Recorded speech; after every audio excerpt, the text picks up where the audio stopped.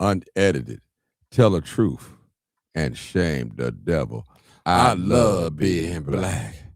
All right, all right, all right, all right, all right. Y'all know what time it is. This is live, uncut, unedited.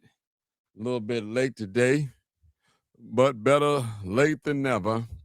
Come on in. We got a great program for you guys today. And actually, this is a learning program. You're going to learn some things, and we want you to get a pen and piece of paper, or just take notes. We're going to be talking about the Black Panther Party. I always say there's no other party that ever been for black people but the Black Panther Party. All right. And that's real talk. All right. That's the only party that ever been for black folks.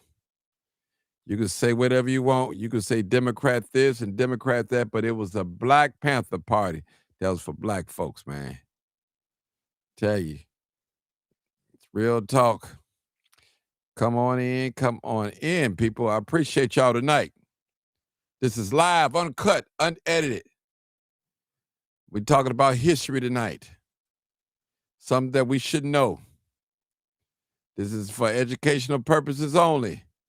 This is our history, and we want to share with you guys. We definitely want to share it, but yeah. And that's what it is. All right, because we've been having a lot of people talking about they want to shoot ICE and all that stuff, And I don't know about if that's our fight or not. So we want to stick to the subject tonight, and we want to talk about the Black Panther Party and why the FBI considered the Black Panther Party a major threat. All right. All right. We want to talk about it. We definitely want to talk about it. We those of us that's from Chicago, we know all the well that Fred Hampton Jr. was one of the Panthers. He was a chapter here in the city of Chicago, was executed by CPD. Yep. All right. We want to come in. Why the FBI considered the Black Panther Party a major threat. All right. We got to figure it out. We got to figure it out, people. Why did it? We know. We definitely know, but I need you guys to come on. We're going to talk. It's going to be a teaching and learning lesson today. And I want us to be clear. You know how the Black Panther went from for community aid to federal target, and this is what you're looking at. One of the things that they was instrumental of doing, feeding the community. They went from community aid to federal target. All right. It's all right. Come on in. This live, uncut, unedited. This is where we tell the truth and shame the devil. I love being black. All right, we taking callers today. And we want to bring out some truth today. We're going to put the number up on the screen. And we're looking for some callers. The question is why the FBI considered the Black Panther Party a threat. Why? They said, well, there you go, Mart. You talking all that black talk. We don't want to hear that. We trying to make us some money. Okay. All right. All right. All right. Keep on talking. Yeah. This is the truth about the Black Panther Party we're going to talk about tonight. There's a lot of things that's going to be said and some things are not going to be mentioned. Yeah. They wasn't a bunch of black folks walking around with firearms and didn't know what was going on. Real talk. I appreciate you guys. All right, come on in. I don't see no comments. Where's my comment section? They didn't took my comment section away. I don't see nobody comment. Let me see. Live uncut. You know, when you talk about this type of stuff, people, this is they don't like you talking that type of talk. They want you talking like this. They don't like this type of talk. It's live, uncut, unedited. All right. Yes, sir. Yeah. I don't see no chat. Let me see if I can put some in the chat. I don't see no comment. And that's some y'all, I ain't got no comments. Wonder what's up with that.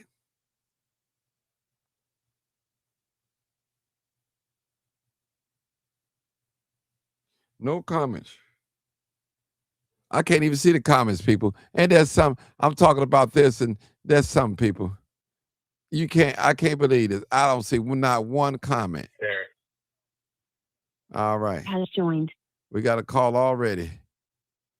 All right, hold on, caller. Let me try to straighten up something here, because, all right. Reload. It's probably going to, all right, people, let me just see something. I'm trying to figure out why I have no comments. I can't see them. Let me type this. I can't see one. I can't see. Let's see if I put that on there. Can't post some. All right, let's see. All right. Well, people, I'm going to refresh this page because I need to see these comments. So let me do it like this. Hopefully it don't cut us off. Let's see. Okay, my brother, what you doing, brother? I'm just trying to figure out why my comments are not showing on here. I like to read the comments. Ain't that something, brother? We're getting to talk about the Black Panther Party. Now the comments don't show. Isn't that something, bro? Man. Yes, sir. Man, I don't know what's going on with that. Somebody said we see. Y'all see. I don't see. I don't see the comments. I don't even see the comments. So ain't nothing really I can. Man, that's okay. I can't even see the comments. I don't know what's going on, brother. Let me just. I don't want to restart this. It's just too much trouble. We already late. All right, brother. Let's talk about it, man. Come on, man. Come on. Why do you think the FBI? Why you think the FBI considered the Black Panther Party a threat? That's what we're talking about tonight. The same thing I told you a few shows ago.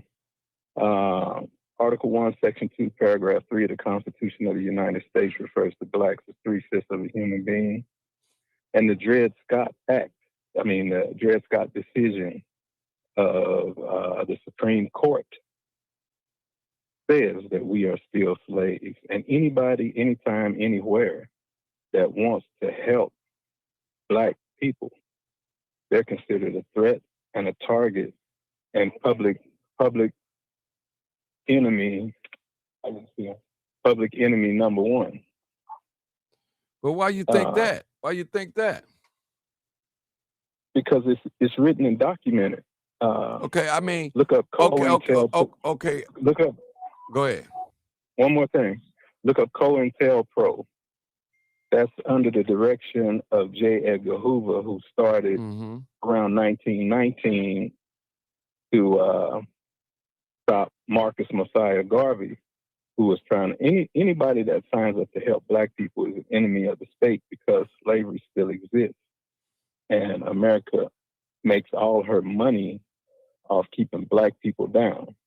And in the COINTELPRO document that's written by J. Edgar Hoover, director of the FBI in around 1965, 66, he said in there, we must prevent the rise of a black messiah who could energize black people.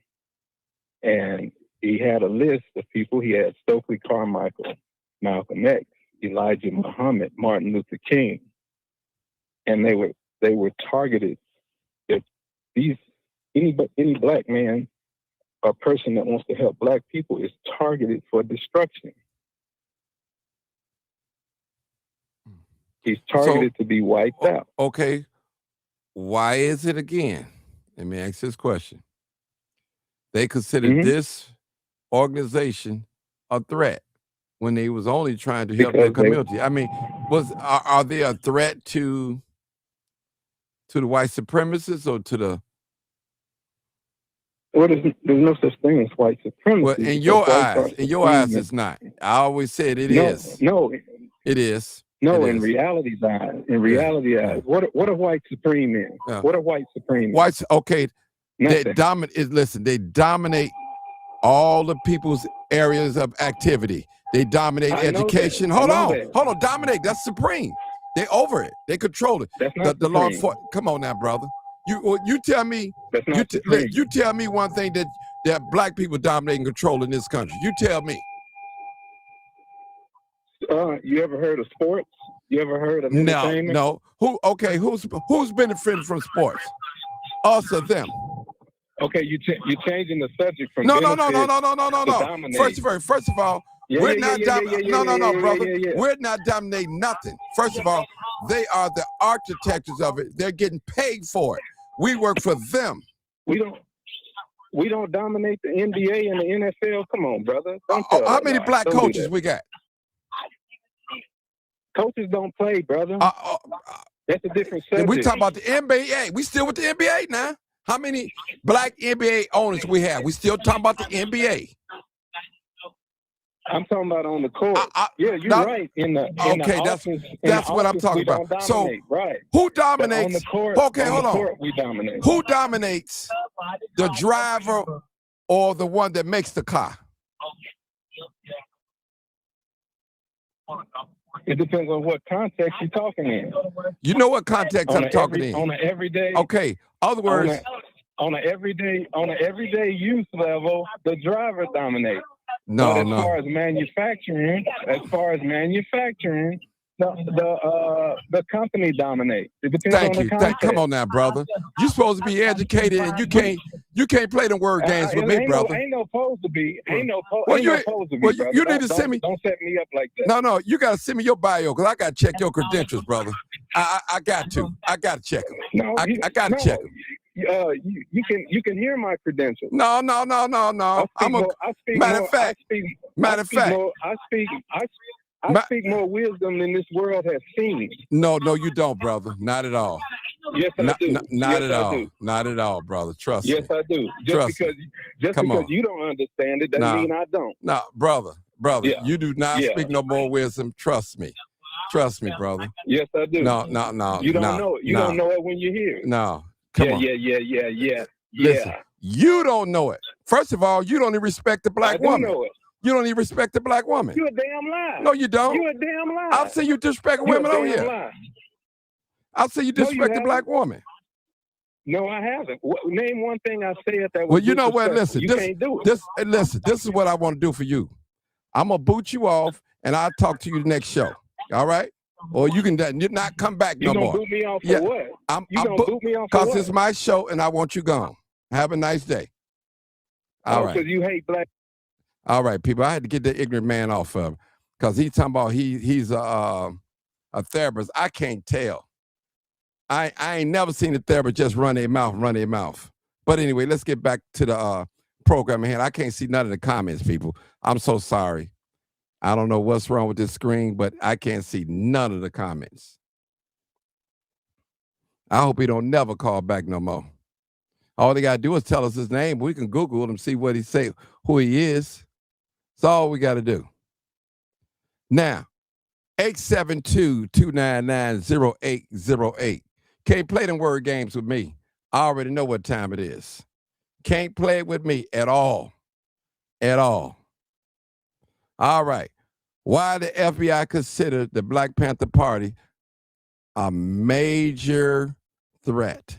That's what we're talking about tonight. No more distractions. Anybody get out of line? You talking crazy? I'm kicking you off. This show is not going to be about you. It's going to be about what we talk about, period. Nothing else. I wish I could see these comments, but I cannot see these comments. I have to pull up my phone, pull it up on my other screen. Maybe I can do that. pull it up on my other screen. Yeah. Yeah. So I got a lot of pictures that I want to show. I got some video. Let me pull up some of the videos that I got. And we want to do that. Bring some.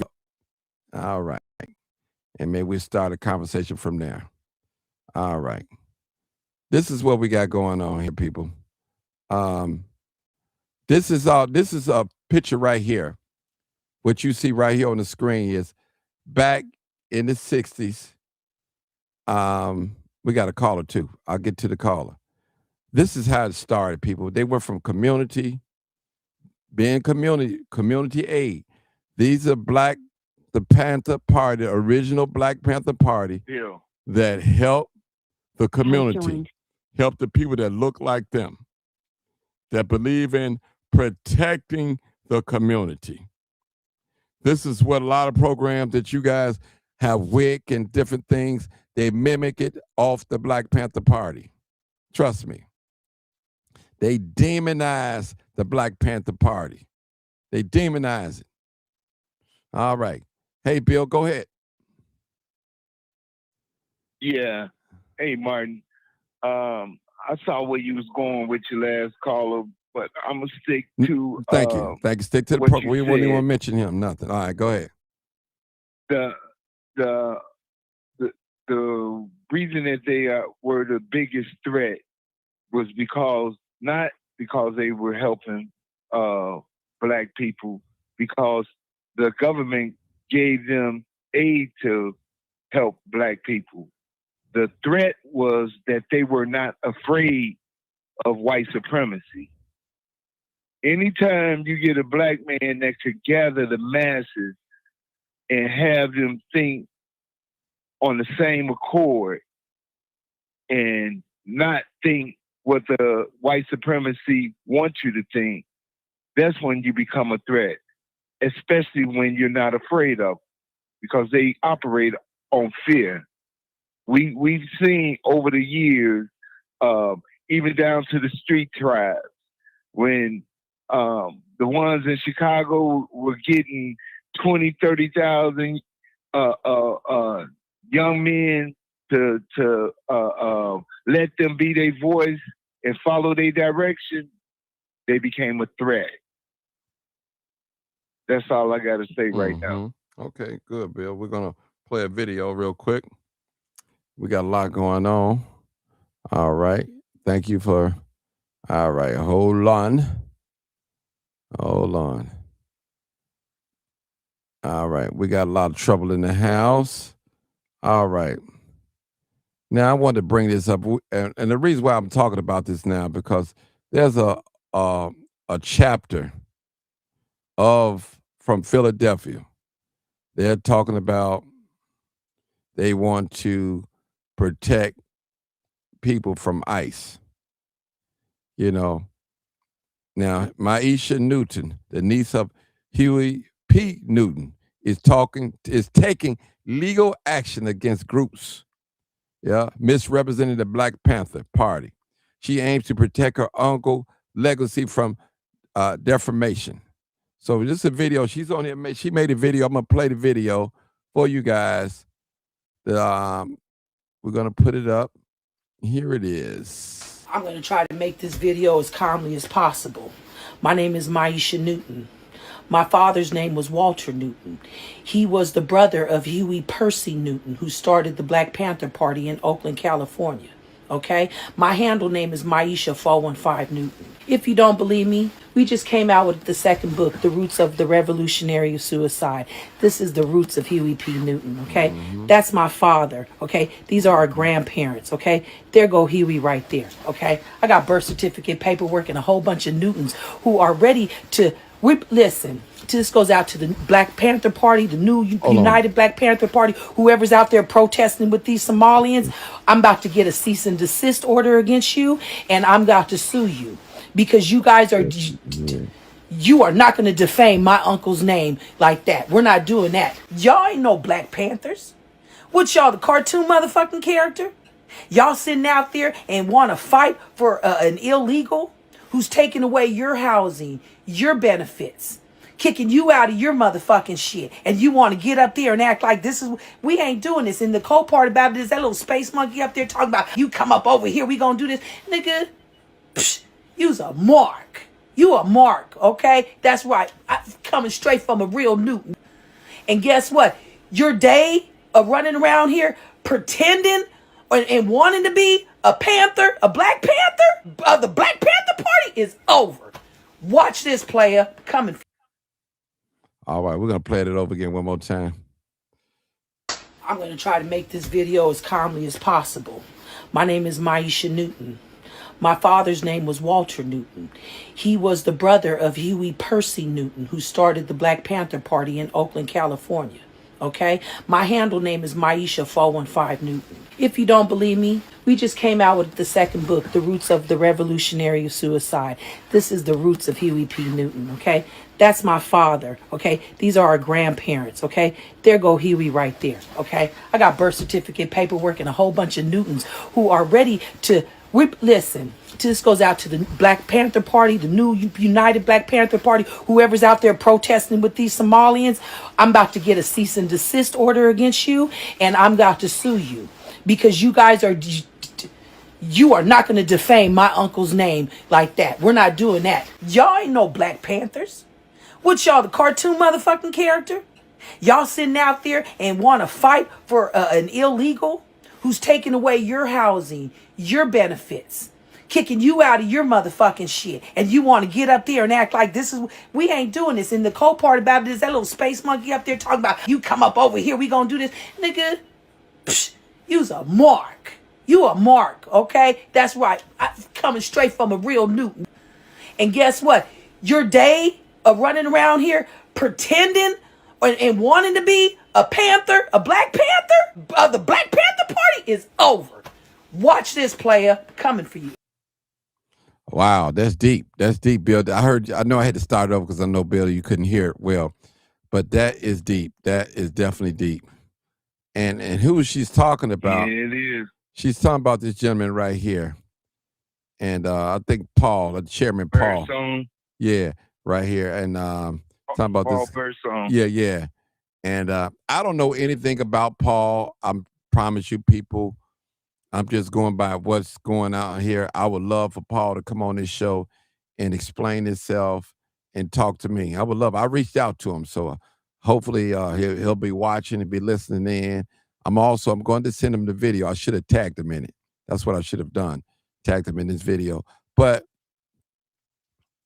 I didn't understand how he's going to take up arms against ICE, taking up for some immigrants, illegal. I don't know. I mean, I believe that, and I'm not a Panther, but I believe his focus should have been maybe clean up the community, get rid of the drug dealers, do us a favor. Hey, do us a favor. Yeah. Get rid of some of these criminals, crime that's hurting the community, doing drive-bys, carjacking, and all that. Do that. But here's another chapter of the Black Panthers, too. You want to say something, Bill? Go ahead. Yeah. Another thing I'd like to add, too, with them being enemy number one at the point that they became enemy number one, not only did they bring consciousness and bring Black men in masses, at the same time, our government was trying to brainwash our women, and unlike almost any group of its time, it had women in their organization, key women in their organization. Okay. Let me play. I got another video to play, and we're going to get into the meat of this right now. Our stance is, for illegals. We're not going to step in front of that. That's not our fight.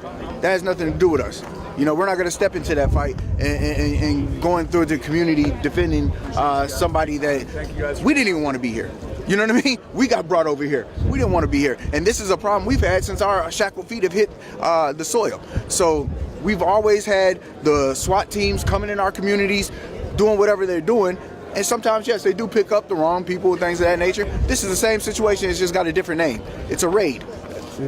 It's just a different name. And so, yeah, we're not in that fight. But as far as our other brown folks and things like that, we do stand up and defend, the citizens and the poor and the things like that. But as far as illegal immigration, yeah, that's not our fight. That's not something we need. All right.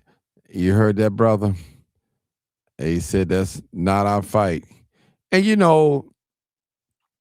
sometimes we got to realize this, people. Again, I want to be careful with my words. I don't know Chairman Paul. I don't know anything about him. Now, I'm in totally disagreement with Chairman Paul as far as when it comes to protecting the immigrants. Now, I disagree with that. That's not our fight. That's not community at all. I disagree with that. I'm not going to call him a fraud. I'm not going to call him no name. But I'll say this. I think he going about it wrong.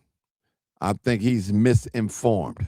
Now, does that take from him doing some good things in the community? He's probably doing a lot of good things in the community. I don't know much about this gentleman. I've seen him feeding people in the community. I don't know.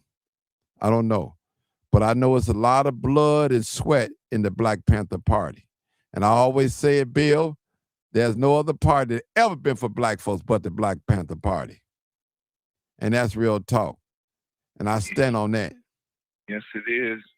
I stand on that. I agree with you.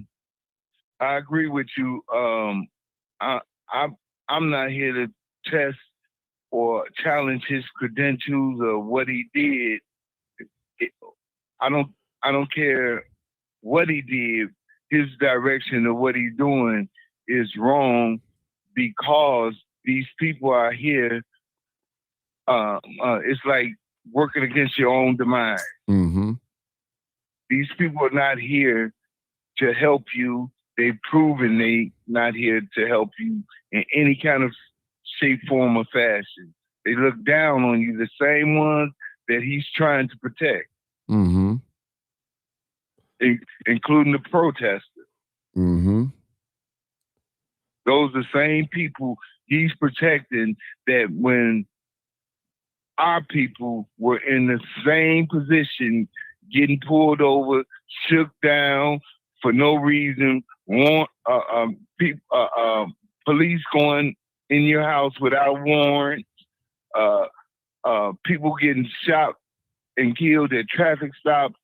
Those same people that's hooping and hollering, protesting, were saying that we should have complied. You had to have done something for them to do that to you. Mm-hmm. Yeah, and let's. I want to get really deep down into this. We talked about Paul and all that. I want to say to the Black Panther Party, a lot of us don't care about the Black Panther Party, what they've really done to the black community and help the black community. It was formed to protect the community. And they had different chapters of the Black Panther Party in different states. So it spread it out wide. These brothers was for us. They was for us.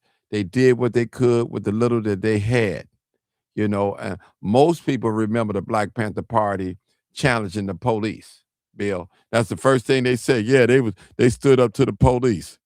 They had their weapons and all that. It's more than they did more than that, just standing up to the police, patrolling the community. Then the FBI got into it with them, use a divide and conquer. I always told us the devil come to kill, steal, and destroy.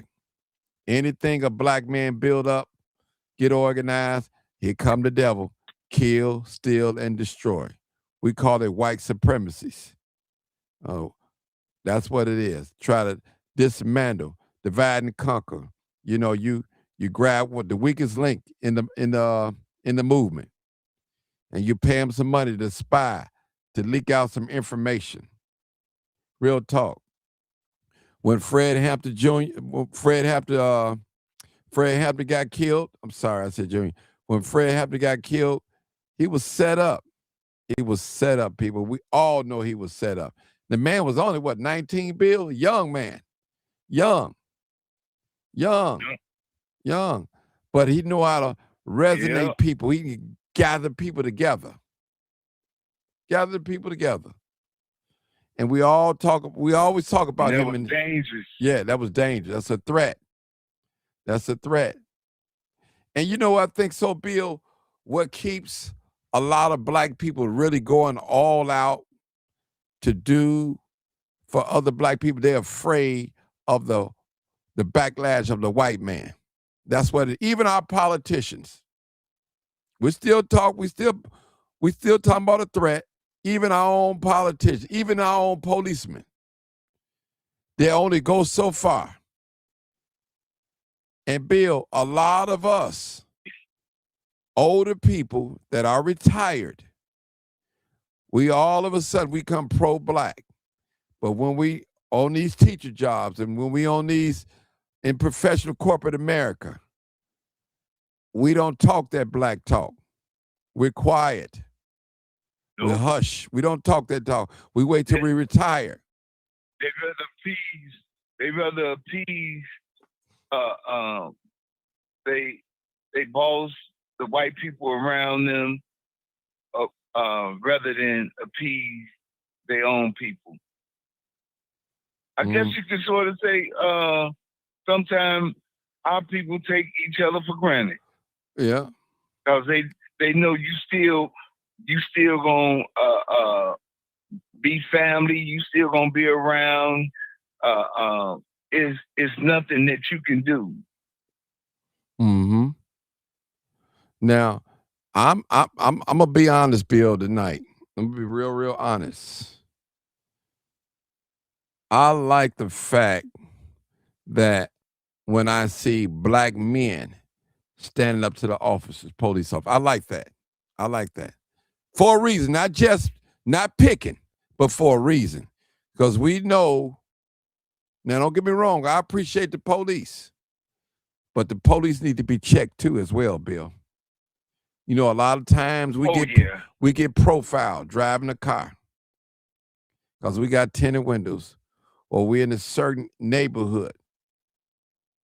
They need to be checked sometime.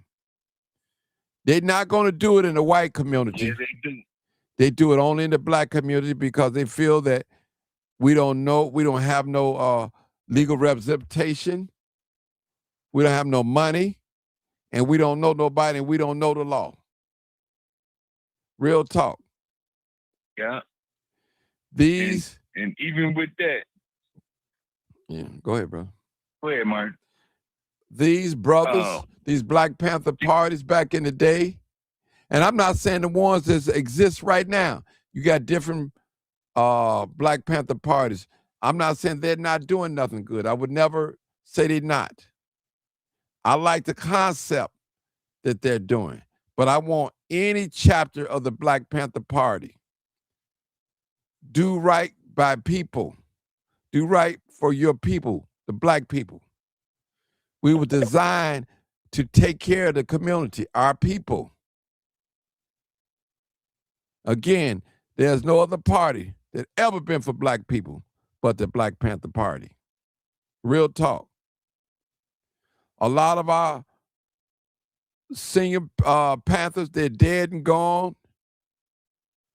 They had some infighting. It was some division. They had their 10-point plan.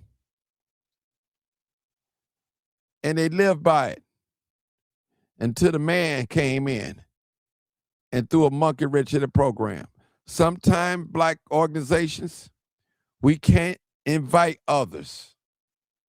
We got to purely keep it black.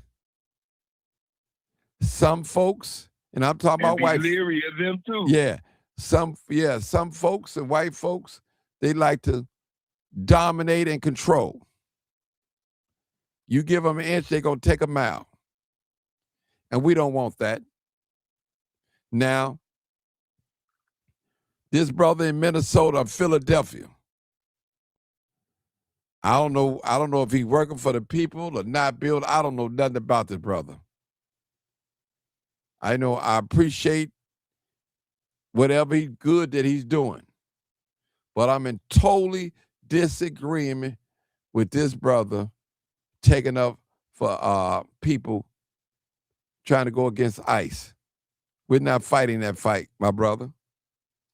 And I don't believe that you or your little small division of Panthers got enough firepower to take on just the police in your city. Now, I watched you on the video and you said, I bring out a bigger gun than them, man. You know, they got airplanes, they got drones. And I always say, whoever got the most gunpowder, that's who called the shots. Yeah. You know, and there are some Black Panthers that went underground. Now, you know, they don't come out and talk about it no more, but they Panthers in their heart. There are some that's still living. You may know one. You might not know that they were one. They're out here. We got another caller. So people, we want to respect the Black Panther Party. At the same time, we have to love our people. We have to love our people. And those brothers start off helping the community. And I'm going to say this, Bill, they never stop helping the community. Never stop. Never stop. We have a chapter here, Brother Fred Hampton Jr. here in the city of Chicago. Has joined. The Black Panther Cubs. A legit brother. I work with the brother. A legit brother. Fred Hampton Sr. son. A lot of you know. Y'all have seen him around the country doing things, going places, helping the community. And even in some of the movies. Our brother's doing a great job here. You know, I hate for the Black Panther legacy. Let me let Buck go. Come on, Buck. Blessings, blessings. What's up, brothers? You called the wrong number. You trying to call in? I got. I'm in. Nah, you go ahead, Buck. I was talking somebody called the wrong number. All right, go ahead, Buck. Talk. Okay. Yeah, man. What's going on, bud? What's up, Bill? How y'all doing today? Blessings. Where the barbecue gonna be at today? It's cold. Yes, sir. Yes, To the Panthers, man. They got. I wanted to tell them. I saw that video. That light-skinned dude that say he a Panther. Yeah. He is really an agent. I saw a thing about him. He was up in Lansing, Michigan, claiming he a Pyru and talking about him and the GDs finna do this and that. That guy. Anybody. First of all, Billy, you know how people don't get down like that. If you gonna do something, you ain't finna announce no script about what you finna get down on. It's gonna happen. It's gonna happen. You don't tell nobody it's coming like that. I'm gonna blow somebody down. No, come on, man. You talking like some John Wayne cowboys. That ain't nothing real about that cat. And he was a plant they put in there to act like to try to get other people involved and try to get them to do something crazy. But back to the fact of the matter, the Panthers, Mark Clark, Fred Hampton Sr. was murdered December the 4th, 68, or was that 69, whatever. And I think the cops that came in there, they didn't want him around because they knew what he stood for. He was feeding kids. He had started WIC programs. They had clinics in our communities. We were getting self-awareness about Black people, and they don't like that kind of stuff. Anytime we can look back and research, we get like the Nation of Islam when they got Malcolm X got too strong, and we started getting independently from they whole socialism of controlling our minds. Because today they got us now. They got the women against the men. It's just like Willie Lynch all over again. Our women don't even stick with the brothers. When the women, and what that guy who was talking was either that 901 cat was talking about women supposed to follow. That's in the scripture. That's your wife supposed to be submit to her husband. If you ain't married to that woman, you can't do nothing. You ain't even supposed to look in the phone unless you paying a phone bill. So that's all script. You can't do that much power. That's a man stuff he tripping on. But reality for the Panthers and all from Huey Newton and Bobby Seale in Oakland, they was organized. It wasn't nothing no street gang like just go out here and clown and like the young boys are today. They was together. The government, when every time a Hoover, all them racists was in charge of FBI, they gonna investigate brothers when they seem to be a threat to white supremacy. When we have our ideals on about collective, we being positive, we having our own stuff. We trying to make our own, take care of our youth, take care of our communities, and do stuff like that. They don't ever want that kind of stuff. We in disarray now. Everybody's scraping. It's so bad. I just thought about it. Just had a revelation day. If we out here worried about public aid, this how far we done fell. Brothers was working, hustling, whatever we had to do to make it. But we crying about a motherfucking handout, a handout by the government, and meaning the food they're giving us ain't even worth eating, as we be real about it. We need to plant and grow our own food, but we ain't even ready for that right now because we've been colonized so strongly mentally. But first they had our bodies with, when they came with the drug stuff. Everybody in the hood was hurting. And Reagan, I was there. Reagan didn't give us no plan, no ideas how to make it. So everybody said, let's hustle. We trying to hustle, make a little money, trying to come up. Then when they see you get too big, then they're going to bust you. You go into jail. All that money you had is going up in smoke. The government get it right back. And then the people, the casualty of war, if everybody was on drugs, their children was born crack babies and like that. And we blew up another generation because of their control of us. So the Black Panthers were very instrumental. If we could have gone forward since 68, 69, when they was really strong, and today, like the 90s and 2000s, the chances are we wouldn't have a crack epidemic. The chances are we wouldn't have this rare in Chicago where we have, this aimless murders. Because one thing I was listening to the guy Tyrone earlier today, he had said something. They took all the plans for like hustling, all the drugs, the marijuana is now white men selling it to the people. And we go into these distilleries with whatever. They taking all our money. Ain't no street money no more, so you got to go to them. So we hurting.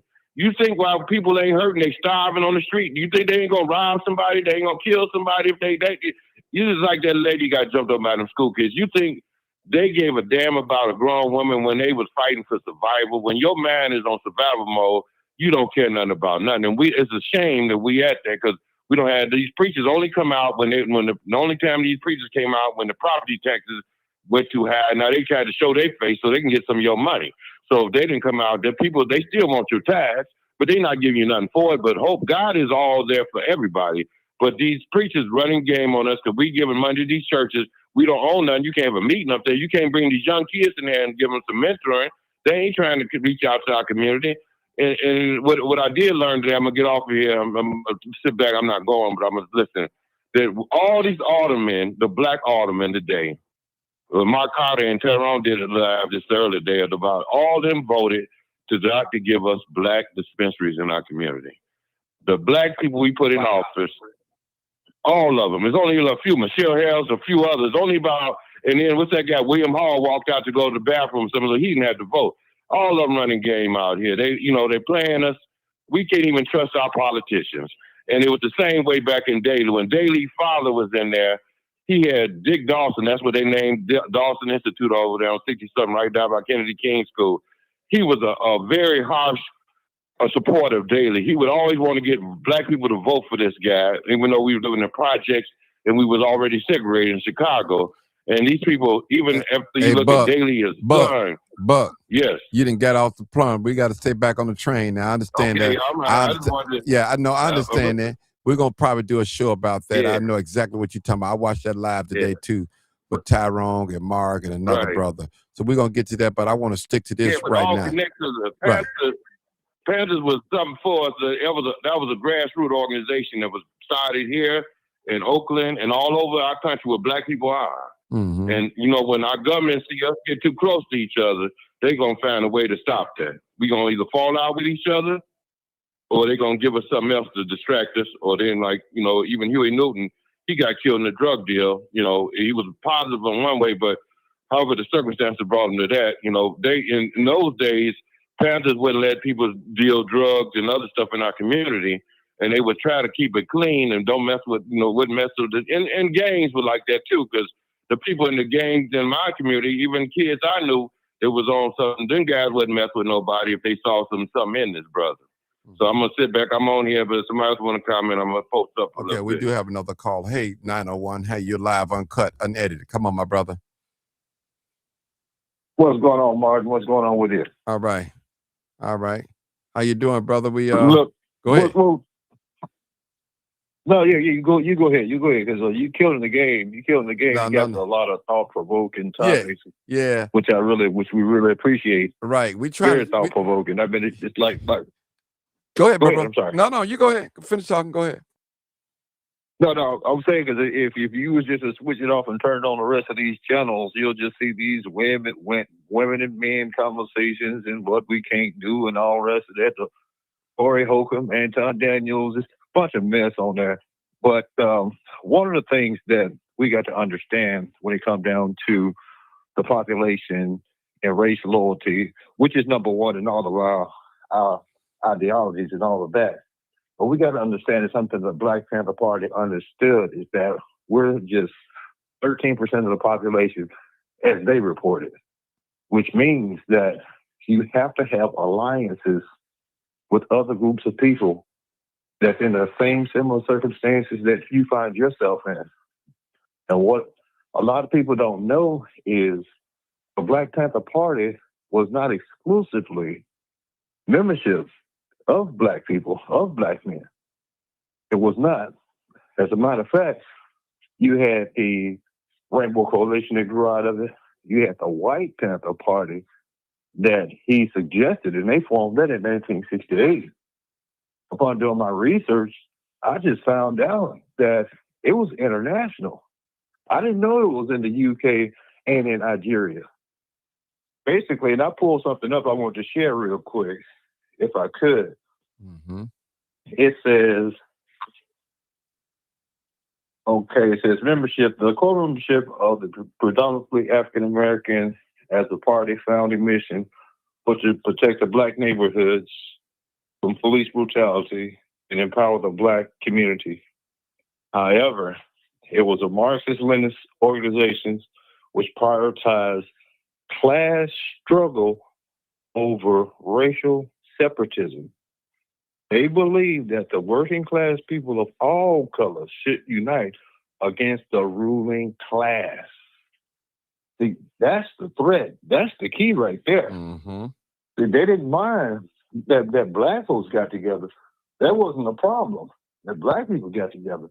But when you start talking about the working class against the ruling class, not only on a state level, but a federal level, which is the whole United States, on an international level, you got problems. Mm-hmm. That's true. And I the agree. thing about it is, this goes back and see, if you look at throughout history and all the rest of that, this really comes from the Bacon Rebellion, when Reconstruction happened, when the white peasants and the Black slaves, free slaves, got together and rebelled against the ruling class. And see, what they said is they got to burn the downtowns and all the rest of that. They was really about it. We just talked.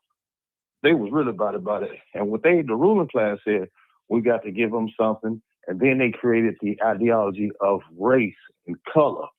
And basically what they did was gave the white peasants $3 more than they gave the Blacks, to make the whites feel like, at least I'm not them.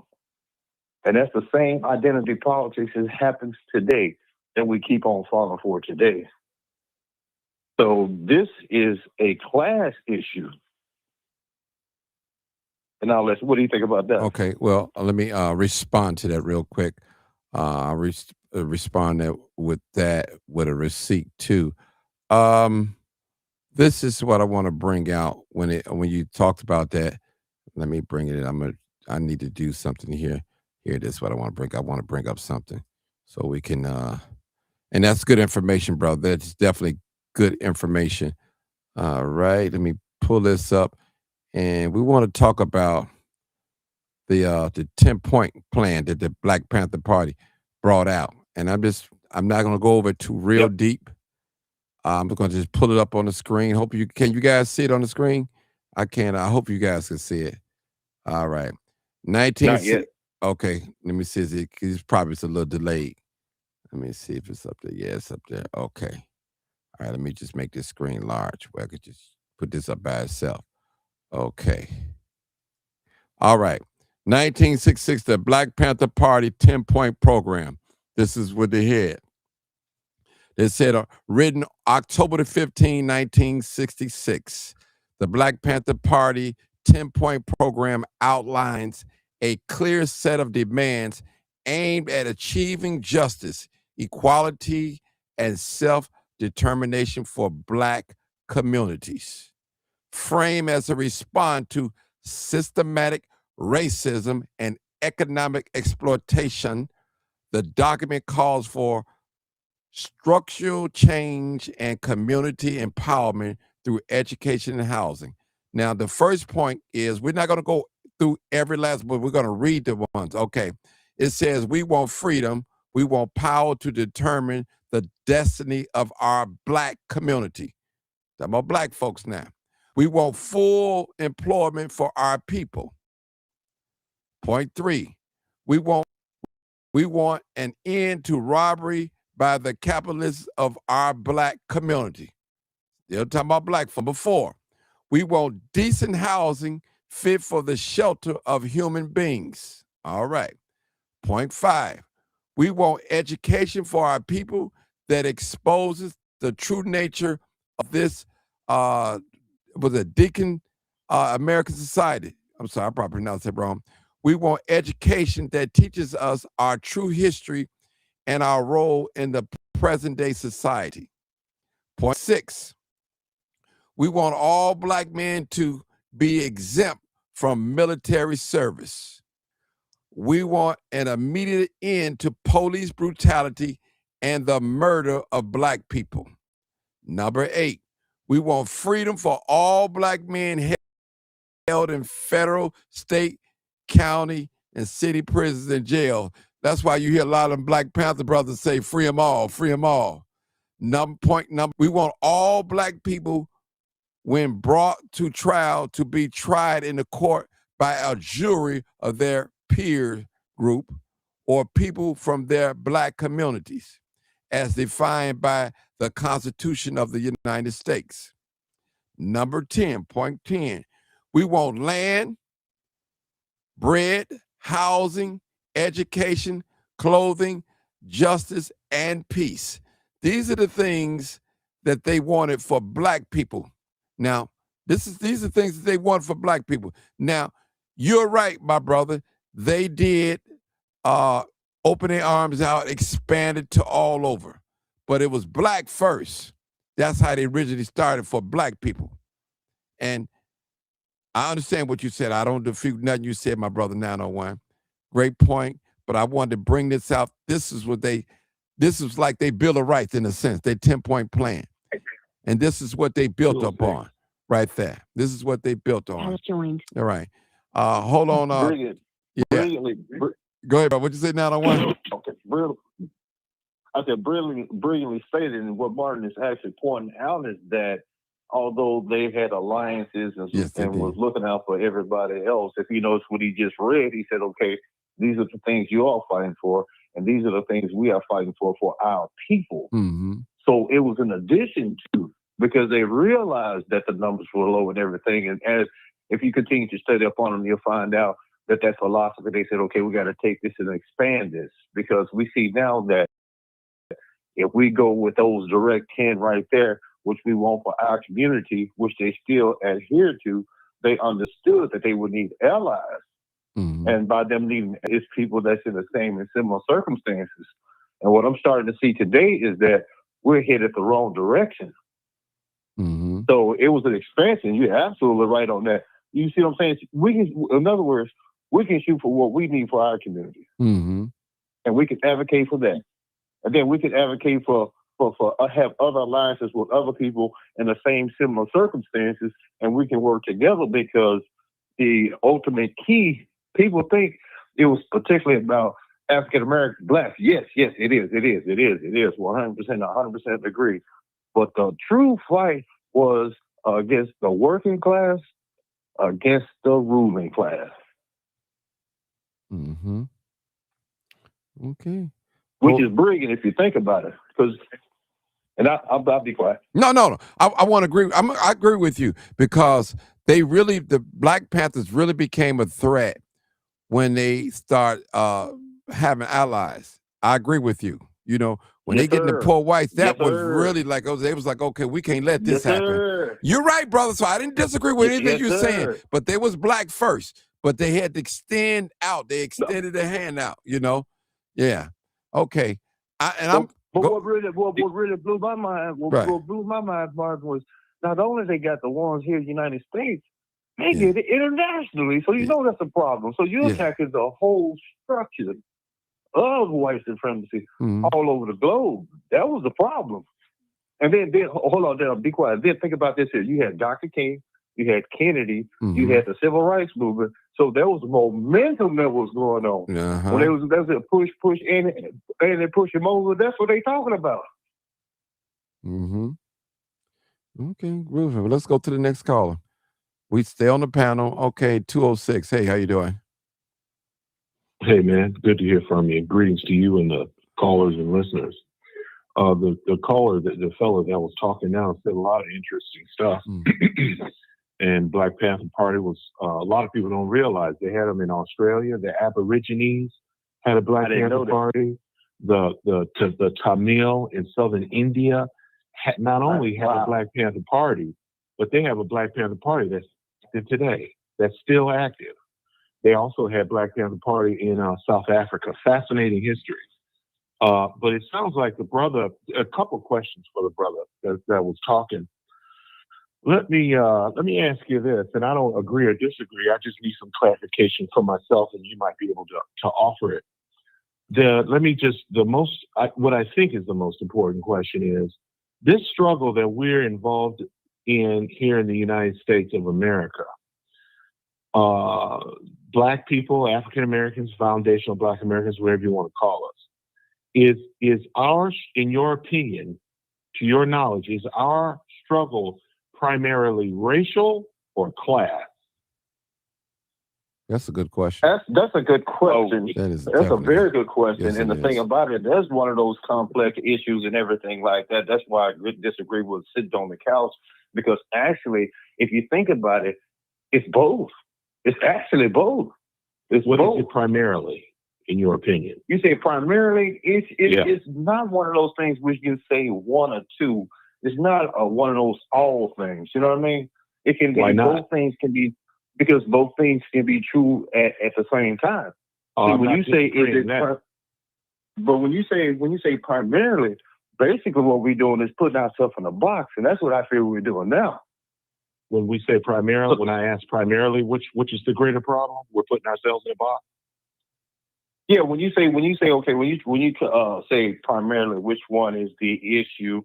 Both of those, when it comes down to systemic racism, both of those are intertwined. Those are not separate things. Those things are baked into it. So those are the same things. Can I interject? Go ahead. I yelled out and said both, and I stick to that. It depends on the degree and whether white supremacy is coming from. When it depends on it could be the day, but it's particularly because of it might fluctuate like 901. I'm assuming it might be 51% because of racism, and then the next day it might be 60% of racism. It's dependent on whether the white supremacy is coming from what level. That's what I'd like to say. Can I answer? Brilliant, Bill. I want to answer. Bill. You're brilliant on that. I want to answer that. I want to answer that. Me personally, I'm gonna go with the race. I think that's the number one thing, because the reason why, that's where we're in the fight, and they have made a vow, even both parties, that they're going to keep their foot on our necks as Black people. It's a classism thing, but I would say race first. It's okay. Black people in this country have been ostracized, how I may say, tormented, oppressed, still oppressed right now today. Now, I would say race. That's what I would say first. And they hand in hand. Go ahead. Help me out. Yeah. I think you're right. You're right, Martin. I agree. But the thing about it, can I ask the brother another question? Sure. Because there's actually 3 questions I want to ask you. Let me just ask you one more. Correct me if I'm wrong, but it sounds like that you feel, and I'm not, by me asking this, don't get me wrong, I'm not saying you're right, I'm not saying you're wrong, I'm not saying I agree or disagree. I'm just trying to seek some clarity. It seems to me that you may be of the opinion that we here in this country would benefit by entering into coalitions with other races of people. Is that true? And if so, would it be coalitions to fight against classism or racism? What do you say to that? Okay. Brilliant question. Okay, understand what we were talking about on yesterday. We African Americans, particularly African American males, are the ones who successfully bought these suits against the establishment to get the rights that we have today. Understand that very well. So we were the leaders of that said movement. My thing about the situation is, yes, we're going to fight for ours as well. Of course, that's going to be number one. I'm proposing that we get back in and we lead that fight. See, the thing about it is somebody's going to lead the fight. What it is who's going to, are you going to follow? Are you going to participate in? So the thing about it is, yeah, but lead that fight with who though? Who should we be fighting with? Lead that fight. What I'm talking about, a fight against the system that we're trying to the bankers, the politicians. I hate to interrupt you, man. I apologize. I don't want to be rude, but I said not who should we fight against. I said who should we be fighting with. You didn't say with, but okay, we should be fighting with. Okay. It's cool, bro. It's cool. We should be fighting with the people who are in the same similar circumstances that we are. And currently, and it always have been, the working class people within our society against the ruling class. Today is the technocrats. Last question.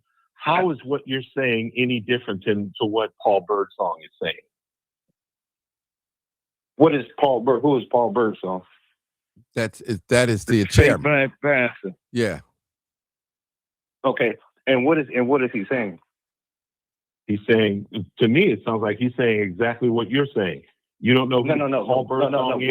No. I know. Here's the thing. I know who he is, but I want you to define. So why did you ask me who he is if you already know who he is?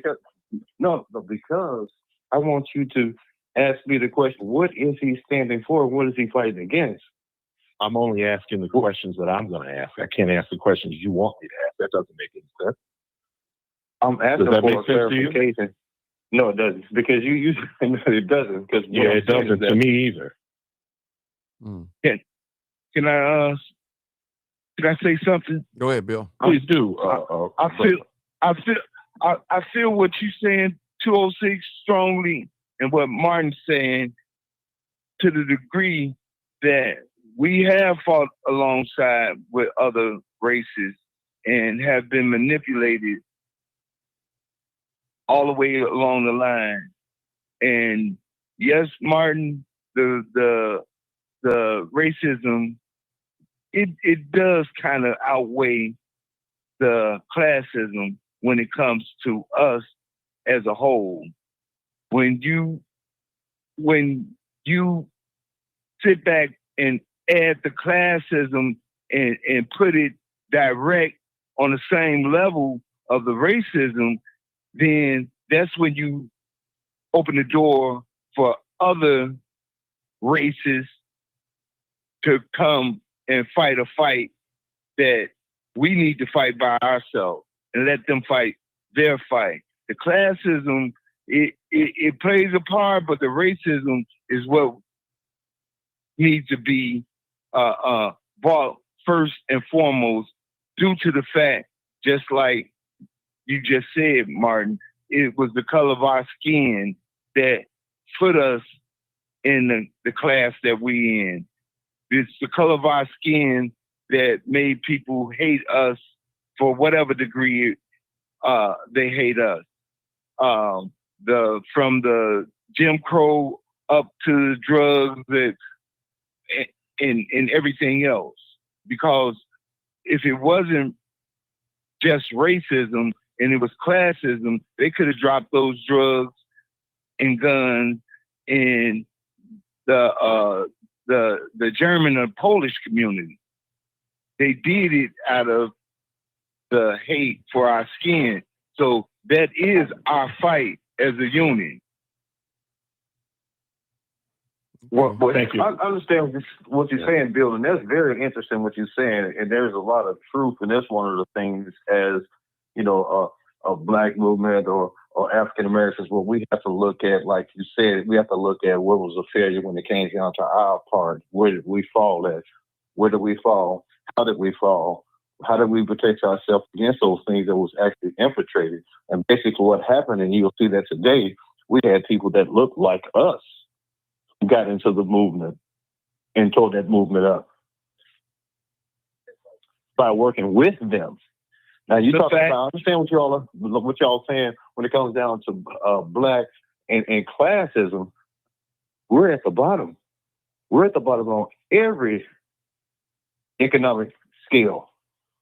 By 2035 or 2040, we will have zero collective wealth. We have like $8 now. So black and lower class economically are together. Well, to me personally, this is just my opinion. I'm not right on everything. I'm not fighting the classism. I'm fighting racism more so than anything. That's the enemy. Thank you, Martin. That's the enemy, period. Because the scripture said the poor will always forever be with you. And if that's the classism, we living in a capitalism system. You're gonna have that's consists of class. As long as we got this capitalism system, we're gonna have class. It got to be some poor folks in this capitalist system, and it got to be some folks that's rich folks. It got to be. That's the only way this would work. So it had to be. I understand what you're saying, my brother, but it has to. Just think about it.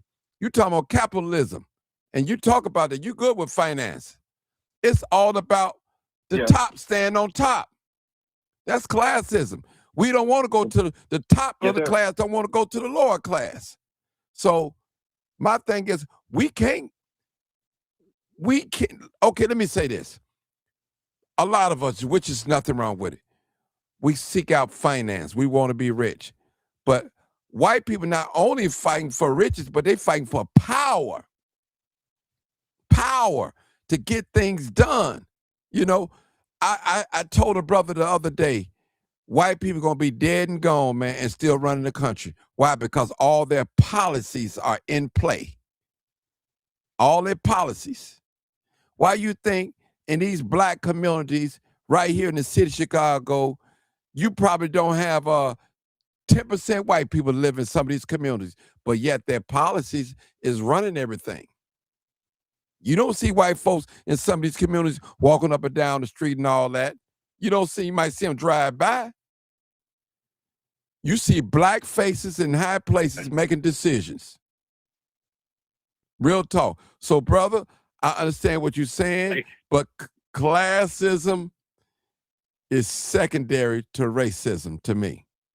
Hey, Martin. But here's the thing. What is the definition of racism? Racism is pull up the definition. Pull up the definition. Oh, you want to bring it up? Okay, I'll pull it up. Okay, yes, I'll pull it up. Okay. See, because understand one thing: racism is actually the exercising of power on a particular group because it's that group. So within the definition of racism, classism lives there. See, those are not separate issues. We're really talking about the same things, to be honest with you. What I'm saying is that, yeah, we got our agenda, but pull up racism. You'll see. Pull it up. Can I break this down? Sounds like you agree with Martin then. I agree with all y'all, but what I'm saying is that it not only racism, I'm saying classism as well. I'm saying both of them. We can do two things at one time. I think we can. Yeah, but I'm gonna break it down like this. In this struggle, this fight, we have to use the tools of what they have written, what's on law, what's policy, and use it in our favor. And to break it down to be simple is apple pie.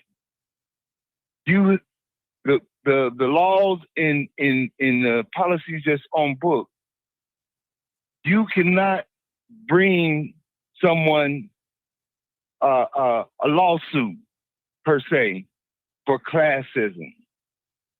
You can for racism because of the laws and policies that's on the book.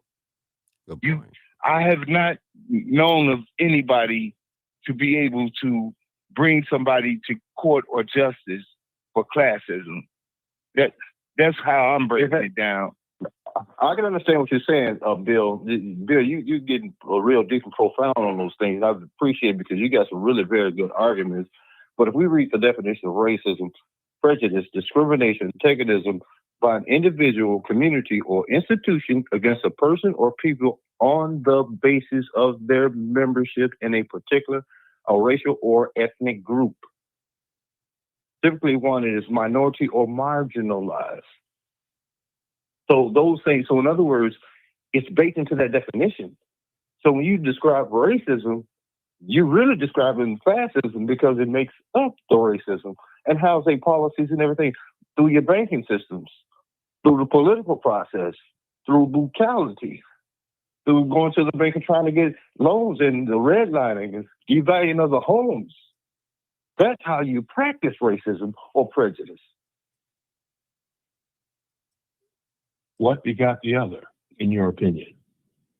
I'm sorry? What begot the other, in your opinion, or which one is the means and which one is the end?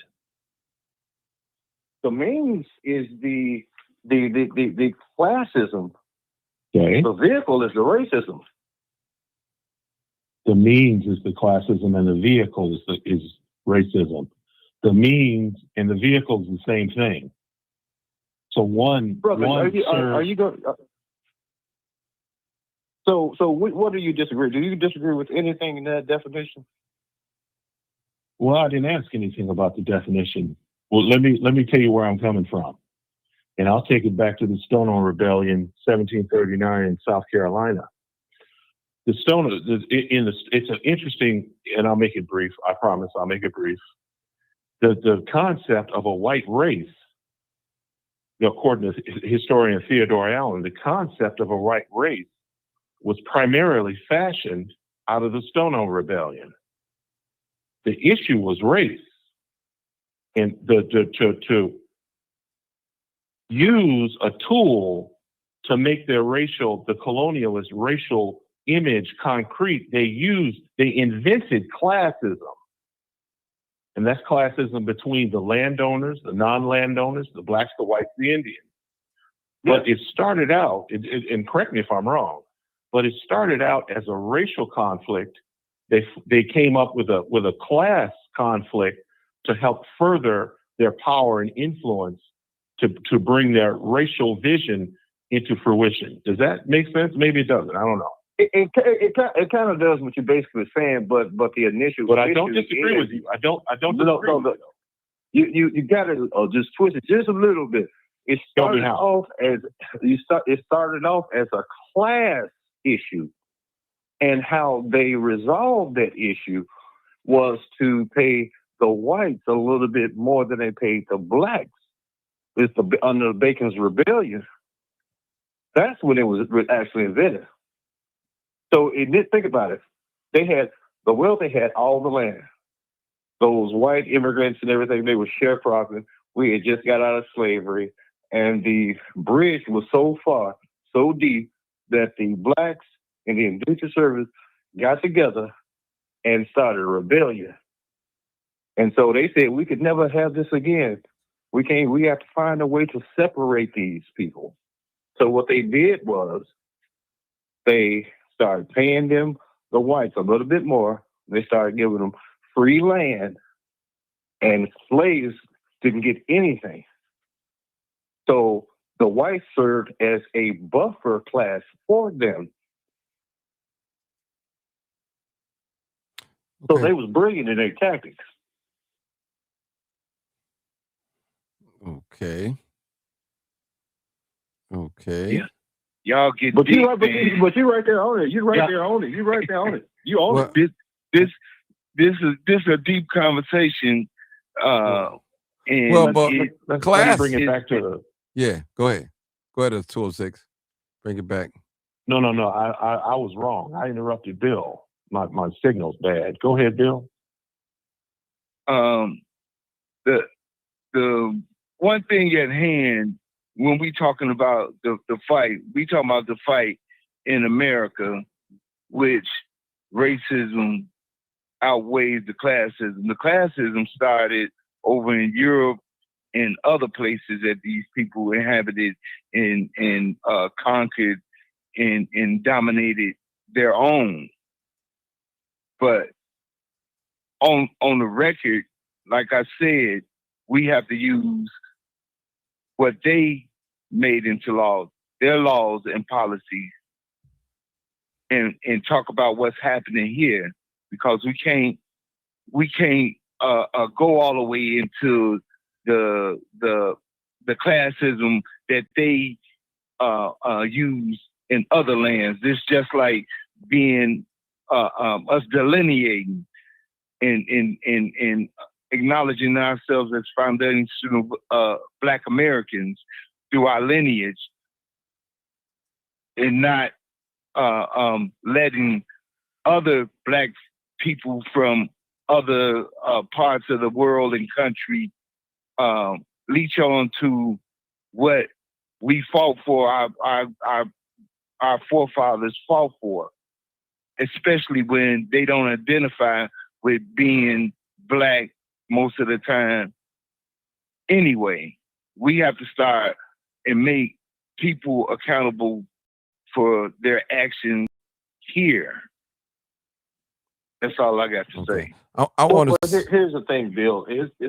I'm sorry, Mark. Go ahead. No, go ahead. I'll go next. Okay. Here's the thing. I'm gonna piss a whole lot of people off and everything like that. But my no, you won't. Listen with an open mind, y'all, because I am from Foundation. With an open mind, that's all I'm asking. Because I understand the thing about it is that's how we're gonna have to walk our community down. And it's important what Martin is doing about this because it ties into it.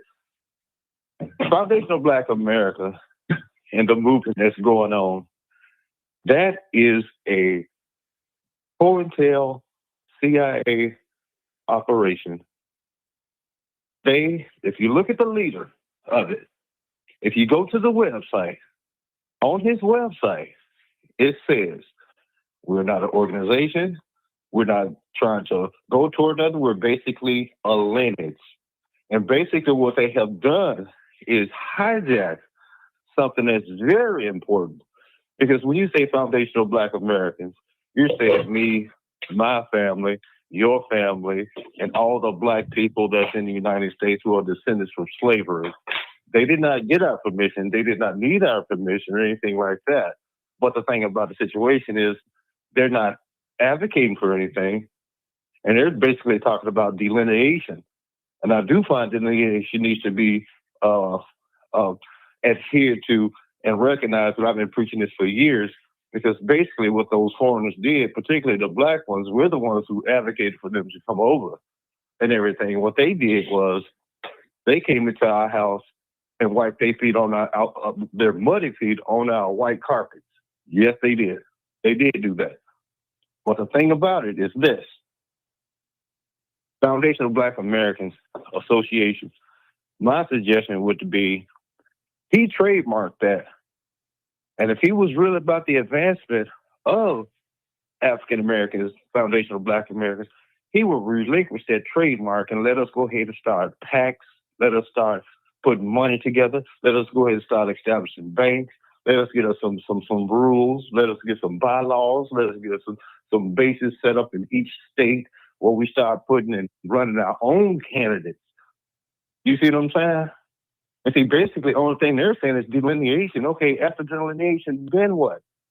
And then they talk about reparations. Well, no. Well, understand what? Right. Think about what I'm saying. Think about what I'm saying. That's narrowed down. And I think it's one of the most brilliant things that came about. I don't care where it came from or what organization.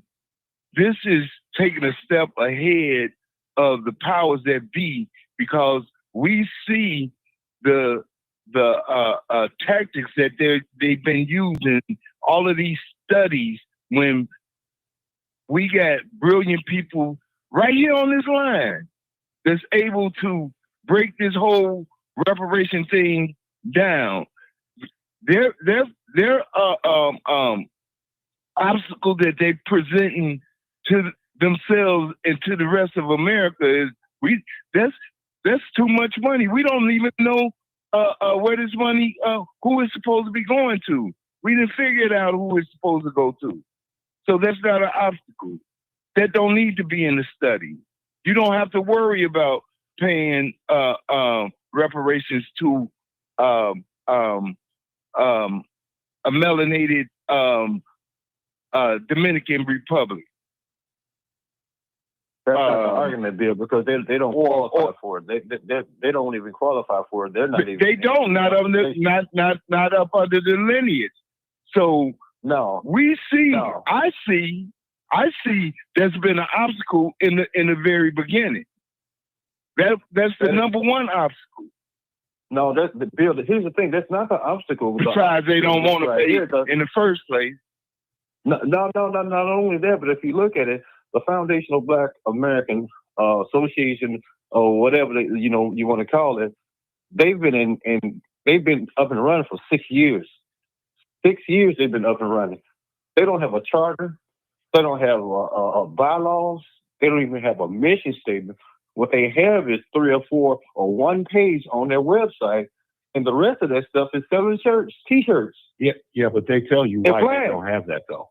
They tell you why they don't have that. And why but the thing is, it doesn't matter what the organization gets. What we have is our lineage. For being, but you know what? I'm a white. Okay, I'm a white man. Our bloodline. I'm a white man in America. You know what I care about your lineage? I'm a Mexican man in America. You know what I care about your lineage? I'm a Chinese man. I'm a Jewish man. You know what? How much I'll give you for your lineage? Nothing. Who cares? Exactly. Who cares? We know they don't care. Okay. This capitalism, like Martin said, this is about power. See, that's the problem that we actually have. The thing about it is, instead of going with our handout, we have to get inside and start playing the capitalism game by putting our money together, building our pack. That's how we do that. You can't come to somebody with some power and say, give me power. Power is never given. It's taken. 901, I want to say something. Yes, sir. And I want y'all to get the similarities here. Now, take the Black Lives Matter organization, feminine organization. I believe that Black Lives Matter, but I'm not a part of the Black Lives Matter organization because I'm black. So you can't affiliate me with the Black Lives Matter organization, but I believe that Black Lives Matter to me.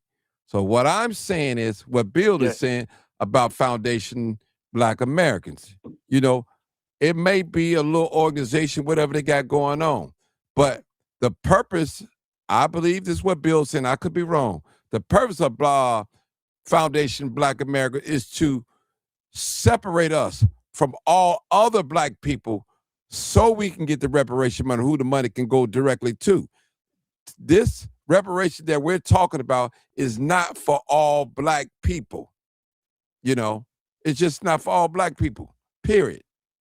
Now, I noticed go ahead. Oh, go ahead. Want to get the credit for building America. Right. No, I interrupted you, Martin. Please go ahead. Okay. When y'all do that, y'all just kill my throat. But it's I'm sorry. Y'all kill. When I get in the mood, I try to be quiet, humble. So that's all I'm saying. 901. I'm not a part of Black Lives Matter, but Black lives do matter to me. BLM. I'm not a part of that organization, that feminine organization, whatever you want to call them women and them lesbian women, LGBTQ, whatever. Not part of that. But they took that movement bill, 901, 206, and hijacked that movement. They covered up in black pain, brother. That's what they did.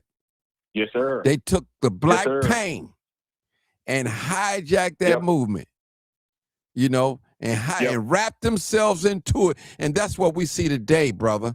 A lot of these so-called allies that we have, that we should want, they wrap themselves up in our pain, brother, and don't care nothing about us.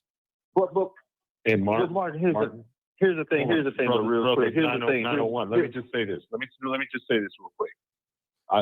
Let me say this. I'll shut up. I swear. All three of them women are immigrants. Somebody correct me if I'm wrong, but Tameti, Tameti, Garza, Colors, all of them women are immigrants. They're not even, if you believe in FBA or not, none of them qualify as FBA. I'm sorry, 901. Go ahead, sir. No. Here's the thing, y'all. Y'all understand. I am on your side. I'm on your side. We're just looking at the nuances of the whole thing, the whole situation. I totally agree with everything you all are actually saying. But my thing is this. The biggest problem that we have in the African-American community today is not the tethers. We already identified them, and we've done a hell of a job identifying them. And we've been on they butt for a while now, which I'm very glad, because they should have never been able to take over the Essence Festival in New Orleans. That was a damn shame. But the problem, y'all, hopefully y'all don't have to come to this. I might be just one day ahead of y'all. The biggest problem we got are people who are FBA, who look just like us, as working for them people. That's the problem. Yeah, and it's starting to reveal itself. Now, let me say something real quick. I'm 206. We got. I mean 901 real quick. And I was telling Bill today, I think I was yesterday or today. Most of you may agree with me, 206. You may not. Most of our foundation Black American brothers, a lot of them don't even believe in reparations. Some of them don't. They feel, the ones that got a little money, they feel that we don't deserve, we're going to get that money away and back to the white man and all that. I'm telling you, brother. That's true. That is true. I find that to be true. Mm-hmm. And I'm telling y'all, and the thing about, I've been trying to scream it to the top of my lungs and everything like that. This is a COINTEL organization. And not only that, if you notice one thing, those are Black MAGAs, man. These people are actually leading people down the wrong path. They're basically driving Black folks toward the MAGA side. And them folks ain't gave us nothing. The problem we got a coon problem. We need to go coon hunting. That's the problem. That's what we got. I agree with you. I agree with you. And it's not. We got a coon That's what problem. I was getting ready to say. 901. It's not. The tethers are a problem, but the bigger problem is the ones that are us. That's not for us. Exactly, Bill. The John Wilkes Boots, the Black ones that stab us in the back, the pastors, everybody that's in Congress and the Senate, every last one of them, because there has nothing been done for Black people in particular. Since the Civil Rights Movement, everything's been downhill and uplifting and upgrading other people, and that only can happen. We got strong representation. We got more people in government than we ever had in our life. but there's nothing being done. So those are the problems. Well, I want to let me say this. 901, real quick. Let me say this. 901. Hold on. Let me just say this. Neither party have not done a major legislation for black people in years. The Democratic Party is not the Democratic Party of the civil rights movement. It's changed. Now we have gotten a lot of legislation under the Democratic Party. Be honest with you, we have. The Civil Rights Act and all that. We've gotten that. But what I'm saying now, bring it all the way to present day. We have not got anything major. We're getting little crumbs, little things here, little things there. That's what I'm talking about. So a street name. Yeah. Okay. Yeah. But now here's let's the be thing, honest though. now. Here's Let's the be thing, honest. You know, and here's the thing. And for the people, once again, I am not a tether. I'm not a coon. None of that stuff right there. The reason why is because we sit up here claiming FBA lineage. We are not half the men they were. We're not half the women that they were. We had nothing. We got nothing because we asked for nothing and we demanded nothing. That's the reason why. And then they criticize Barack Obama about the LGBTQ. I don't agree with that lifestyle, nothing like that. But he said himself, 2 weeks after he got in office, them people was in front of his desk with demands. He said black folks never came to him. Man, we didn't ask for nothing. Come on now. Go ahead, Bill. But that's a poor excuse. Because he's got a black face, he got a black wife, and he got black kids. It should have came with just the fact that, brother, something. No. It take a weak man to sit back and say, I ain't gonna do nothing because they ain't asked for nothing. If your kid is sick or hungry, just because they don't ask or tell you they sick, you don't pay no attention to them? Got to get to you on that one. Tell the truth. That makes no sense. What and you shame as a man, as a black man, as a man who runs my household, who runs my community, it is my responsibility to go out there and slaughter that bull and bring it home to mama so she can cook. I don't understand what you're talking about. But yet still we have these brothers that get online. That's exactly what I'm saying. You're answering the question. Come on, man. That makes no sense to me. You answering the question. The matter is, hold on. You gave a perfect example. We are not the men that our grandfathers we still and their fathers Yeah, were. we can hear you, Bill. We can hear you. Bill, can you hear us? Yeah. That's all I'm arguing. Yes. Hello. Yeah, Go ahead, 901. Bill. We hear you too. Bill, go ahead. Yeah. I'm running the show. I was about to say he has 901. You answered the question just the way it was, as the leader of the free world, being black. There was no excuse for him not to, when every president before him did what they did for the reasons they did for white America.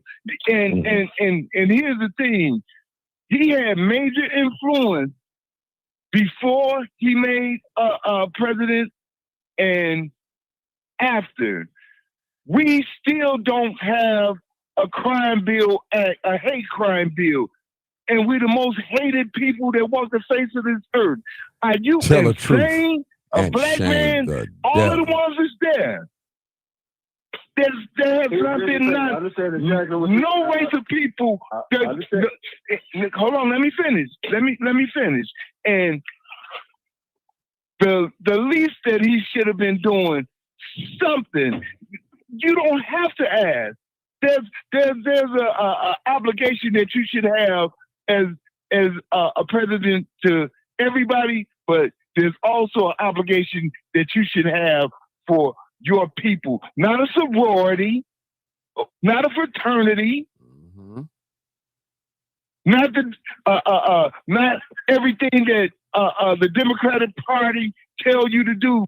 At some point, you have to have the right the rightness in you to stand up for your people as a whole, not just yourself. And that's what the problem is. It ain't so much the Panthers, it's the people. Hold on, Bill. So you asking power. So in other words, I'm hearing you asking power to be fair. I'm asking power. So you asking power to be fair. No.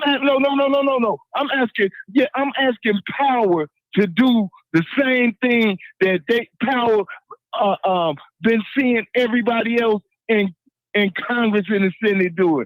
I'm asking the black man that was the leader of the free world to do the same thing that power has been doing. That's all I want. Bill, they have things called fairness. Bill, they got things called. They got lobbyists for that. Hold on, Bill. Yeah, and they come. Hey, 901. This president has showed.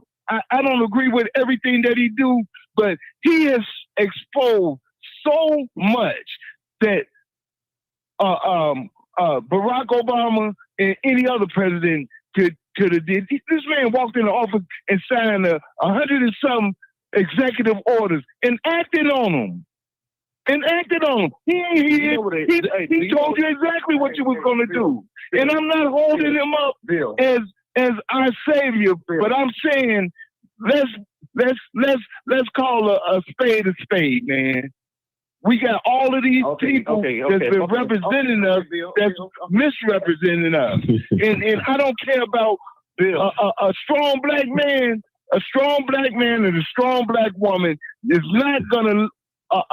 You can play the game, but at some point you got to put your foot down as a human being. Bill, I don't care what game, what white supremacy stands for. The fear, they've been operating off fear for forever. But at some point, you got to make that sacrifice. If it means your life, and you shouldn't even never get to the point where it means your life, because you're supposed to be smarter than putting your life on the line for a party or whatever. But you can mean what you can say what you mean and mean what you say also. But soon as somebody come around and throw you a few dollars or make a threat, that don't work for people like me where I come from. It don't work for me. Here's the thing. Here's the misinformation. He said he came and he signed 100 executive orders. Do you know what an executive order is? Executive order is actually not the law. Come on, man. Executive order only lasts. Hold on, Bill. As long as he's the president. And the thing about it, you're talking about what he's done. He's exposed. This man. But Barack didn't do none of it.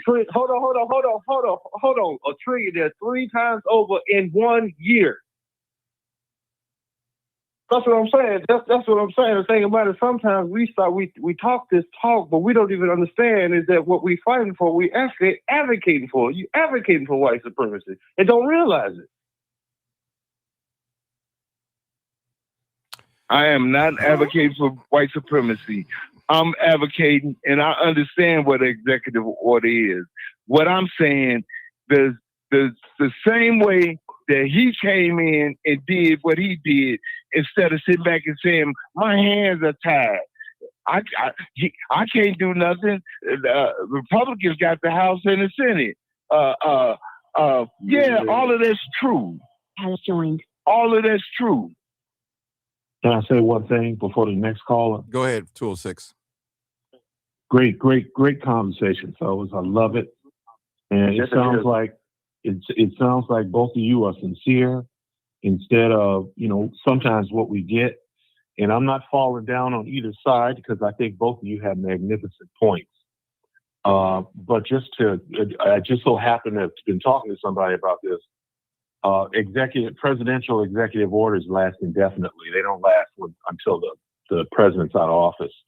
The only way you get rid of presidential orders is if a subsequent president will revoke the order. Change it. And that's the next 4 years. And there's the next 4 years. If every executive order that was signed by a previous executive president was overturned, the next 4 years once he left office, I didn't know how to specify that, but I'm sure there's some we're still living under Nixon and Kennedy, but I can't name them. But so I probably shouldn't have said that. Second thing. Exactly. Nope, you telling the truth. The Civil Rights Act of 1964. The white women didn't have to ask Howard W. Smith, a Democrat out of Virginia, a segregationist. They didn't have to ask him to put them on the Civil Rights Act to include them in addition to black folks, which is a big reason why civil rights have gone to white women. So has DEI. Martha Griffith, she was a member of the National Women's Party. She supported Smith, but only after he asked her to join his effort to put white women on the 64 Civil Rights Act. I'm not following where you're going with that, because that seems like a whole separate conversation. I don't see how that fits. Okay. Not really. Okay. Well, let's disregard. We got another caller. We got another caller. Let's 214. hand it over to the host. Yeah, 214. Hey, caller, be ready. I believe that is. Hey, brother, what's happening? What's up, Bill? 206. I don't know what, how you gentlemen doing? It ain't too hot up in here, is it, for you? We're doing all right, man. What's wrong? No, I started not to call because I'm learning something. Okay. Okay. Yeah, I started not to call because I'm learning something. All right. So I'm sitting back listening.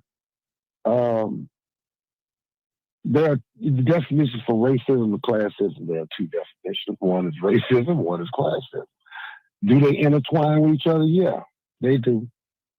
Racism is going to be like at the top, and then you got all these other sub things that go along with racism.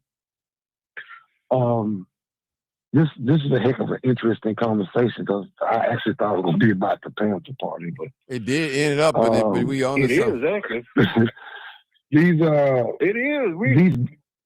We finna get back to it. These grifters, you know, he's trying to do that same thing Master J did with the no messing around crew. I ain't gonna use those words he used. You know, he's doing 7 years in jail right now for pointing a flashlight at a cop. See, they don't have to, we fail to fall under that same stupidity. They don't have to have guns to kill us. They just pick up a pen. See how easy it was to kill that man? Army vet, all that he was talking, coming on TV with his rock wallers and his guns, looking like this clown that's out there in Minnesota freezing his butt off over nothing. That's sad. We're going to do this and we're going to do that. Brother, they're going to show up with a semi-truck full of bullets and guns. And people that know how to shoot them. It all sounds silly to me. To get back to Obama, you know, Bill, you count on the right, and the other guy count. I mean, not on one count on the right, but I'm gonna shoot you straight behind the middle. Yeah, he said that ignorant mess. That was a deflection, because he was singing Amazing Grace in black churches. He's lobbying us. We put him in office thinking this was the one, like he was the Messiah, like he was going to fix a lot of this nonsense. But he didn't. He cowed down to the sissies and the wannabe men in his office, and we can't even get in there to talk to him. We got a whole Congress of black people. They call themselves, some sort of Congressional Black Caucus. How many lobbyists do you need when you got 25 or 30 of them in Congress? They can call a person on the phone anytime, any day, walk right in his office. Everybody know what our problems are. He knew when he was singing Amazing Grace in these churches and trying to act black. But that ain't where his power base is. That ain't where his money comes from. That's why Martin can sit up there and meet a young politician, like he said just 3 days ago. Boy, be on fire. Girl, be on fire. On point, showing up, shutting the place down and dropping the mic. Get up position and they start putting them checks in their pocket, his pocket. All of a sudden, they turn into somebody he don't even recognize. You said that yourself. Mm-hmm. and go out and slay the bull and bring it home so mama can cook it is pull yourself up by your bootstraps. When I got no boots, my feet are flat on the ground. Well, if you have no boots in 2026, that's a you problem because I got plenty of pair of boots. Okay, I understand your conservative nature, but you can see in the own town that you live in Memphis, Tennessee, these that don't have is killing each other left and right. I don't even want to go to Memphis anymore because it ain't the same place that I used to be. But that's a conservative talking point when you say that. That's facts. No. Oh, yeah. I've heard plenty of white people say exactly. Okay. I listened to you, brother. I've been listening for over an hour. I heard everything you said. Listen to me now. And I can tell you exactly what I'm saying. What I'm saying is this. Power does not come and chase you. You have to chase power. If you elect somebody and put somebody in office and they don't do what it is that they're supposed to do, that's when you start protesting. That's when you hold their feet to the fire. That's when you get them out. Now, oftentimes y'all talk about the people in Chicago, things that are going on in Chicago. Look at the voter turnout in the black community. Very low. Very low. So I'm a politician. You're not donating to my campaign. You're not voting. That means you don't want nothing. And I agree with that. Man, you ain't got no argument with that.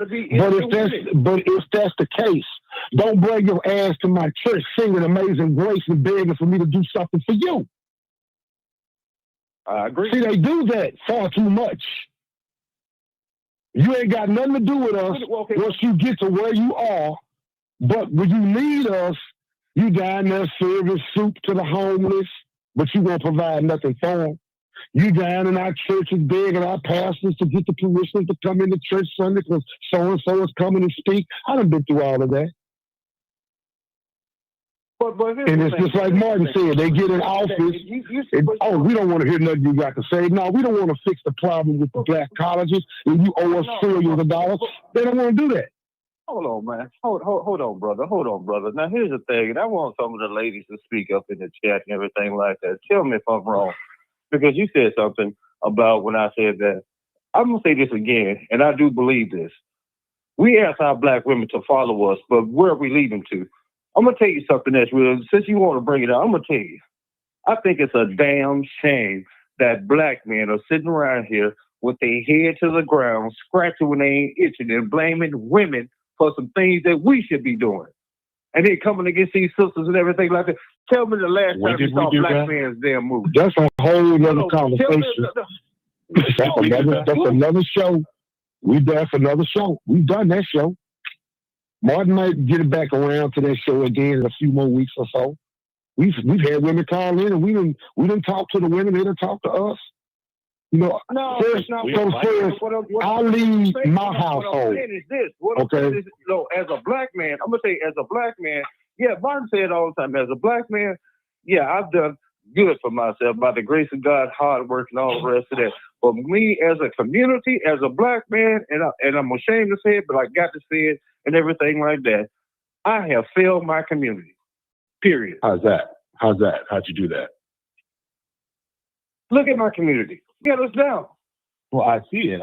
But how did you feel? It's all in disarray. It's all in disarray. I mean, the thing about the whole situation is, the only way we can admit that we have a problem, and what Martin's doing and what we all doing, is thank y'all, gentlemen, for taking time out of your lives to even speak about it, because y'all are powerful as hell. And I love all y'all to death for it. And we're going to disagree and everything like that, but we're going to come together. I bet you these ladies will say they find it very, very good in their heart to hear black men up here talking about black issues and coming right at it. And that's a damn good start. So if I can get 206, although we disagree, because he's a brilliant researcher. If we got together, got a project, all of us got a project and came up with something, you know how powerful that will be. And Bill, I agree. Bill gonna put me back. I agree. You're a bad man. Man, come on, man. Stop saying what we can't do and none of that stuff like that. I didn't say nothing about Ken. 901. Yes, sir. Now, this is instructive because if you're a black man in America like the rest of us, when you testify, you're going to be mirroring some of the stuff that we would be saying if we were testifying. Now, you said that you failed your community. And, okay, background noise. Why don't you enlighten us or tell us how you failed, and we can identify or not identify and say how that might apply to us. So enlighten us. How do you feel that you failed the black community where I think you were in Memphis, Tennessee? Well, here's the thing. Hello? Here's the thing. I'm here. Can you hear me? Oh, yeah. Go ahead. So here's the thing, and you brilliant with it and everything like that, and I love the way you do it. What he's doing, y'all, he asking me to clarify and dig deeper with questions. And see, that's how you gain knowledge. It's not about what I think in my head. What it is I gain knowledge by asking questions and seeking the answer to those questions. So I agree with exactly what you said. The reason why I say we failed is because you said we are the leaders. I was hoping you would say we. Actually, okay. I was hoping you would jump in with that. Okay. I.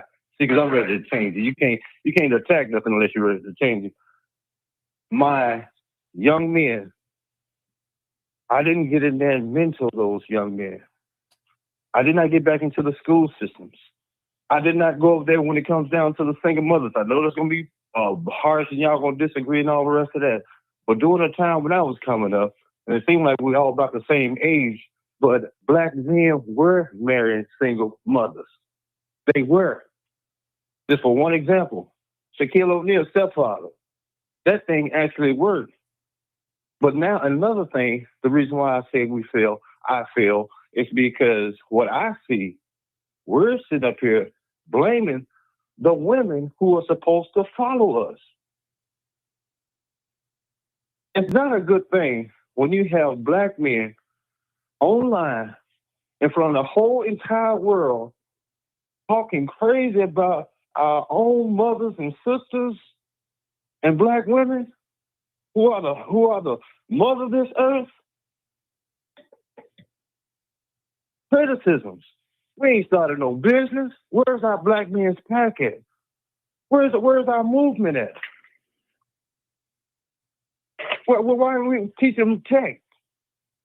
But see, those black women, when it came down to, you may disagree with their policies and all the rest. That's the reason why they coming after black women, because the black women are the ones who held Trump to account, regardless of what y'all say. Well, no black men done that. We had the Million Man March movie and everything like that. Nothing came of it. Nothing came of it. There Who are the was black man leaders? No demands. That's the same thing with foundation. That's the same thing with foundational Black America. Only thing I'm saying is that here's the solution. My solution is this: if he's really down for the cause and everything like that, because give us the name Foundational Black America. Let us go on here and start putting together PACs and everything like that, and start our lobbying groups and everything. Let us start our banks and things of that nature. Let us establish our business and everything. The infrastructure is already there. Only thing we need is some organization and some commitment. Black men, because the truth about the matter is this.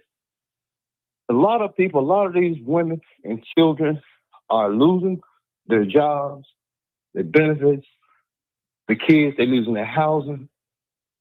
And as black men, I know they was wrong. They was wrong. Yes, they was wrong. They was wrong. They was wrong. They talked about us like a dog on Oprah. They did that. The white woman, they did that. But at which point do we stand up and say, okay, enough is enough? Because y'all are fathers. Whatever happens in my household, regardless of the fact, I'm responsible for it.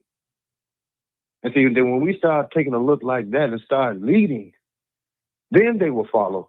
And be rare, the thing about the situation is a woman gonna follow if you are leading. If you're leading, they got no choice to. It's in their nature. My masculinity makes me feminine. You ain't met my wife, have you? No. You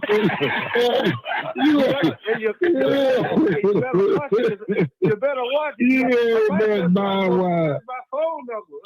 Yeah, man, you ain't met my wife. I wish I could find the follower type. She ain't the follower type, you know. She the stand beside you and tell you what's what type, which is fine with me. We've been doing it for 31 years. Man, but look, you know, my kids are grown and gone.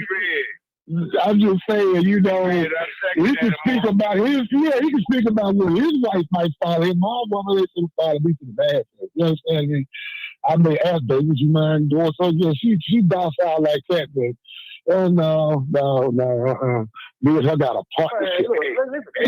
We do not have, you know what? We do not have an authoritarian thing, nothing. No, sir. Hey, P-Red, can I add to this? Yeah, Bill. Yes, sir. This very special woman, I think I got one. She'll follow you, but she is highly suggesting the way. Hello, highly suggesting. That ain't number. Hey, Bill, that ain't number. That's flirting. That's all it is, Bill. That's flirting. That's all it is. Yeah. Hey, Bill.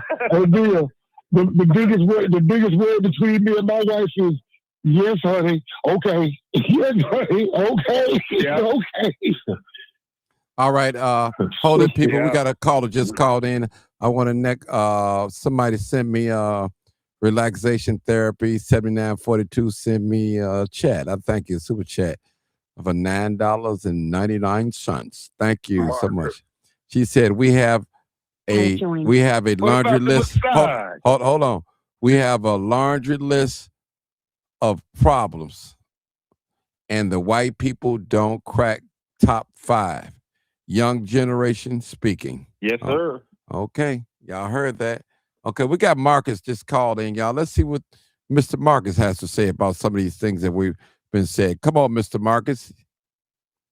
I believe you all are talking about the black women, the modern day black women. Yeah, they switched it, but yeah, we are. Go ahead. I don't know how we got on that subject though, but go ahead, Marcus. We can talk about it. Go ahead. Yeah, I mean, I read that topic. So basically, I think what's happening here goes back to white supremacy, and I want to go back to slavery. They put the black woman against us by employing them, giving the better jobs, making them think that, okay, they don't need the black man in the family. They the breadwinner, and they shortchange the black man and put him on a lower level, make him so low that they put his woman above him financially. And some black men depending on the woman because they don't have a job and the jobs are not there for them. So now you got the modern day black women thinking that they don't need a man. And then the music has really fueled it. The rap music has fueled it. And these young kids have grown up to be adults. And they got that mindset. These young women got that mindset. I mean, when you hear them mention a young man, they call him an N-word. And the young men are calling the young women the B-word. And no one has no respect for each other. There's no unity. And then you end up with a toxic relationship, and then you have a family issue, and you have a community issue now.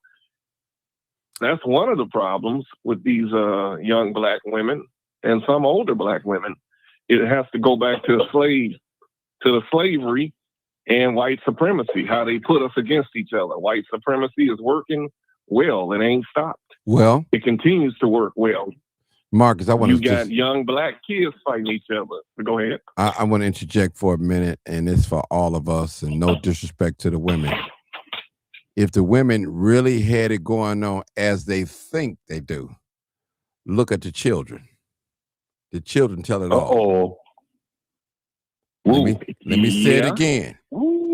If you're a woman that's listening to me and you think that you got it going on, look at your children. Because most women are the custodian parents of these children that's running around here right now and doing all the drive-by shooting. So That goes to show you, you may be in position in front of the man, but you out of your rightful place. You wrong. You're dead wrong. And it's our children is a reflection of what the family is. I know some beautiful parents. They've done the best they could, which is okay. But their children is out of order. It does not reflect the family. Some of these parents, some fathers already is not in the home. The mother, she ain't in the home either because she got to work 8 hours, an hour to prepare to go to work and an hour to get back to work. That's 12 hours she away from home, away from the children. So no one is really at home with these children. They're basically... And they're raising themselves. Thank you, Marcus. They're raising themselves. So... And that's why they don't right. It's evident that the women that got the jobs and taking the leadership, it shows you that they're doing a poor job. It really does. And Martin, if I may piggyback on what you're saying, because you say that and you make me think even more.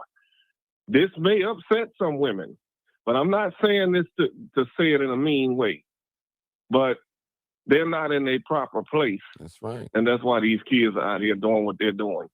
And they know what I'm talking about. I'm not saying you have to be a slave in the house, but by you working those 2 and 3 jobs and got those master's degrees, which is nothing wrong with you having them, but you don't have time to see what's going on with your kids. And then there's no man in a lot of these households. So now you that parent doing both jobs, and you trying to work a job and keep the lights on and the gas on and food on the table. You don't have time to deal with the kids' issues. Or they may be having a problem at school. They may be having a self-esteem problem that they need to talk to you about, and you're not dealing with it. And then they go out there in the streets and take somebody else's child from them. Right. And I'm not... Well, here's the thing, though. Go ahead, brother. Here's the thing. Notice now. Notice one thing. Notice how when I was speaking, I use the women as an example and everything like that, but what I was actually saying was leadership from the black male position. And notice how automatically you all defaulted to talking about the women. I just use them as an example. What I was talking about is the lack of leadership in the black man, the black male. That was the thing which did tie back to the Black Panthers and things of that nature. Automatically, without fail. Now, I sat here and listened. I said, I want to see if they're actually going to mention one flaw when it came down to the black men. And the reason why I said I knew it hurt, it took some life for me to say that I failed my community. But if I got 2 or 3 people on this line right now and said, I kind of did too, then what can we do to solve this issue? That's leadership. First of all, that's leadership. Yeah, first of all, our women are thinking they're leading. They're not leading. The children is the fruit of their labors. I know what you're saying. But see, men, first of all, let me just say this. Black men don't have control over their women, over their women. They don't have it. Trust me. Anytime a woman can come on national TV because a black man didn't vote for Kamala Harris and say, if you get beat up by the police, we're not supporting. We hope they kill you. Brother, no other race of women that I know of, in this little short 57 years I've been living, I've never heard a woman come out and disrespect of their man the way our sisters disrespect us. And we know the Willie Lynch letter pins us against them, us against them, and they against us. So what I'm saying is, only thing that these women are respecting is a bankroll, and you know I know that. That's the only way they'll take some off some of these men. That's true. I'm sorry. Come on. I'm sorry. Hello. Sir, you got to wait till I call on you. Thank you. That's not. Sir, I don't think that. Sir, you're not even supposed to be talking until I acknowledge you. Okay? Now I'm gonna acknowledge you. I know you there, but we're talking. Okay, I'm gonna give you a chance. But when I acknowledge you, let me know when I can go. Okay, I sure will. Okay, I sure will. Thank you. Go ahead, 901. 901. Now, Now you know you old scripture love and everything like that. Now you know in the good book it said there's going to be enmity between a man and a woman. Yes, we know those things. So these things actually go back. If you really want to look at the fall and everything like that, and that's going to be a part of our thing. But the Lord said that there's a way in which we can resolve these things. Make the Lord the head of the household. The man, the woman, the structure's already been put there. It is when we start buying into this system, this Babylon system, which is capitalism, and start moving outside of our neighborhoods and start running out there to the suburbs with some people. That's what we lost it at. The thing about the whole situation is this. We had the money and the resources, but the problem was we buying these Mercedes-Benz, this and all the rest of that stuff and all the rest of that stuff and everything. And finances is like this, capitalism. When they was losing their houses and everything like that, we supposed to keep grandma's house, and then we go and buy the houses that they're leaving, but we still kept grandma's house. They sold grandma's house and moved out there with them people and bought the most expensive cars and everything. And you have a brilliant take when they talk about your economics and everything. That's what actually happened. So the thing about it is we are in disarray. And the reason why I brought this up, because I fear we're coming toward a time that there's going to be a whole lot of homeless people. There's going to be a whole lot of people within our community, to go back to the Black Panther. But we're going to have to step up and say, okay, they made a mistake, but do I throw them away? Or do we come together and get together and start giving some of these resources and provide and stepping in?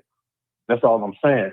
I hear you. We never get we never get the appreciation. A man would never get the appreciation. Mama get the diamond ring, it's daddy get the socks in the robe. That's just the way it is. Well, let me say this. Now I'm gonna let 708 come in, but I want to say this to my listening audience about women and men. You know, first of all, some women base their love on conditions. What can you do for me? How can you make me feel? You can't base your life on, well, if he ain't got nothing, I ain't following him. You know, some people is looking for a financial guru, and that may not be the case. It may be the woman. In my house, whoever is better with finance, that's who I feel that should control the money, period. And I might be the breadwinner. True partner. Right. Bill, what works in your house may not work in my house. 206, vice versa, same thing. Yes, sir. So we have to work together. See, it's too many conditions. Black woman, you may not have a scholar like some of these young men that's on this live right now. You may just have a regular maintenance man that can't speak well, but he comes home every day. He love his children. He love you, and he don't swallow the money. Then you might have this 6'1", nice-looking, handsome, body build man, crack, alcoholic, come home sometime, go to work, when paycheck come around, payday come around, he's gone. But you love him to death. But it's that ordinary man that's going to come home, bring you flowers, woo you. Well, you know, Martin, he's really not my type, but he's everything that acts in a man, but you're not attracted to him. Yes, sir. Yep. You're going to miss out, lady. You're going to miss out. 708, come on, 708. Go ahead, my brother. Yep. 6905, go ahead, 6905. Oh, okay. Your time to turn. I know you disagree with something. Go ahead. Can you hear me? Yeah, loud and clear. Can you hear me? Yes, sir. Okay, so for the disclosure, I do not think I'm the smartest guy in the room. I just want to say that. I've been listening for a long time, so you guys please hang with me while I try to get these thoughts together. Okay. Because there's so many points. Okay. Take your time, brother. Take your time. So my first point would be towards this so-called Black Panther Party that we're seeing is emerging. Mm-hmm. And there's a different factions that are popping up, but the first one with the light-skinned brother, whatever, the way they move automatically tells me that they're not real, because They don't move like that, and they never would move like that. And the fact that the government, they come down on their ass already by now tells me everything I need to know. Number one, we are. You do your history, brother. Hold on. I'm sorry, say it again. I said, you need to look at history. That's not true. The initial Black Panther Party was very radical. They was like that. Bro, they were just like that. Are you watching the videos of these guys and how they moving out there on the streets? They didn't move with cops. They didn't walk with cops. Let the brother finish. They did. You understand what I'm saying? There's everything that happens in this country happens because it's by design. Period. Until we realize that, we will keep getting caught up in this black, white, Democrat, Republican thing, which is a distraction from these corporations just robbing and killing us every single day without a gun. And until we get past that, we're going to continue to be messed up. That's just a thought. Now, let me go to something else. The main mission of the government is to keep black people from having a relationship with Africa, the same way that we have a Chinatown here, and they have embassies, and they have connections with their people. The people that run these gas stations, the Arabs, they have relationships with their people back home. Everybody has a connection with their people back home, which gives them strength. We cannot have that under any circumstances in this country, because the moment that we do, it's a national security problem. When the Black Panther Party was running, they taught us that they only existed here. But the Black Panther Party was everywhere. The movement was everywhere at one time. That's why they had to destroy it, because it was too strong. I found documents, I posted them on my page, government documents that lays this out in black and white. I can't think of it on the top of my head. But I want to say 2 years ago, I posted it on my page. It's easy to find. Also, even in this discussion, we are dealing with the effects of the Willie Lynch theory.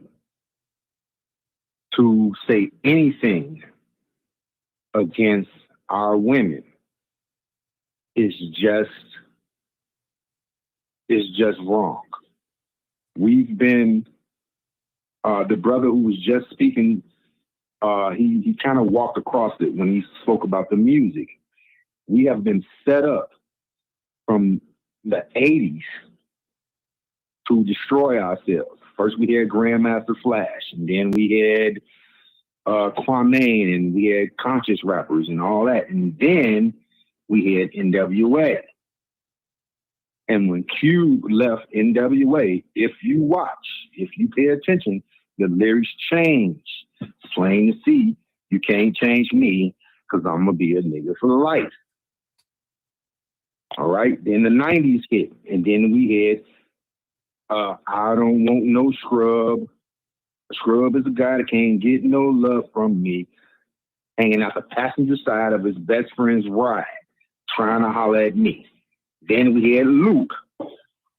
That's where the division between black men and white men, black men and black women started strong. It started hitting strong from that point on up to now, to the point where we're looking at each other like we're the problem.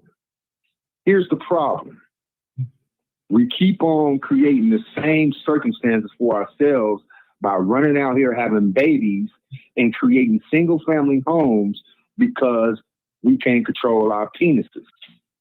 Now you got 5 kids, 11 kids spread across the city or the state or the United States because we was drug dealers and we made all this money and all of this stuff, and we thought it was cool. Now those are all single family homes that we created.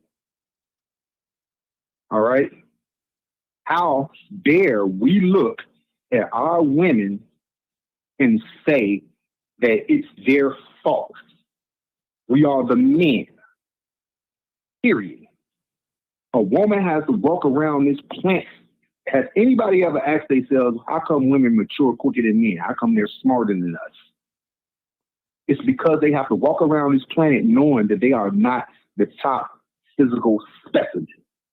So therefore, they're always feeling like prey. They have to be smart. They have to adapt. So you can't look at a woman and say it's her fault about anything. If you created someone, you take the helms of the table. You are sitting at the head of the table. You need to take control. As the man, we lead. The woman expects you to lead. Doesn't mean she's subservient, but she expects you to come up with an answer when she gets tough. Oh, somebody mute your phone. I don't know who that is. Okay. Yeah, that's not mine. Okay, go ahead. We need to figure this out because this country is not white and black. It's not Democrat and Republican. It's a business. Anything that's happening is happening by design. I don't care who's saying what. The fact that you got to go to Congress to do certain things should tell you everything. You understand? And the other brother, there was another brother talking, he was talking about how Donald Trump is doing certain things right now. I am not by far a cheerleader for this administration at all, because I know what they are. But I will say that brother was correct. He has exposed a lot of stuff. How is it so easy for you to do this? And nobody before you was capable of getting this done. And it seemed like you just, with a stroke of a pen, said, hey, check this out. No more corporations can buy single-family homes. And and a few other things that he's doing. You know? Now, I do not look past the racism. I do not look past none of that. But even a broke clock is right twice a day. You have to take the little nuggets and run with it. We have to open our eyes and understand what we are living in, the times we're living in, and what this game is. It doesn't have anything to do with black and white. It doesn't have anything to do with Democrat or Republican. It has everything to do with capitalism.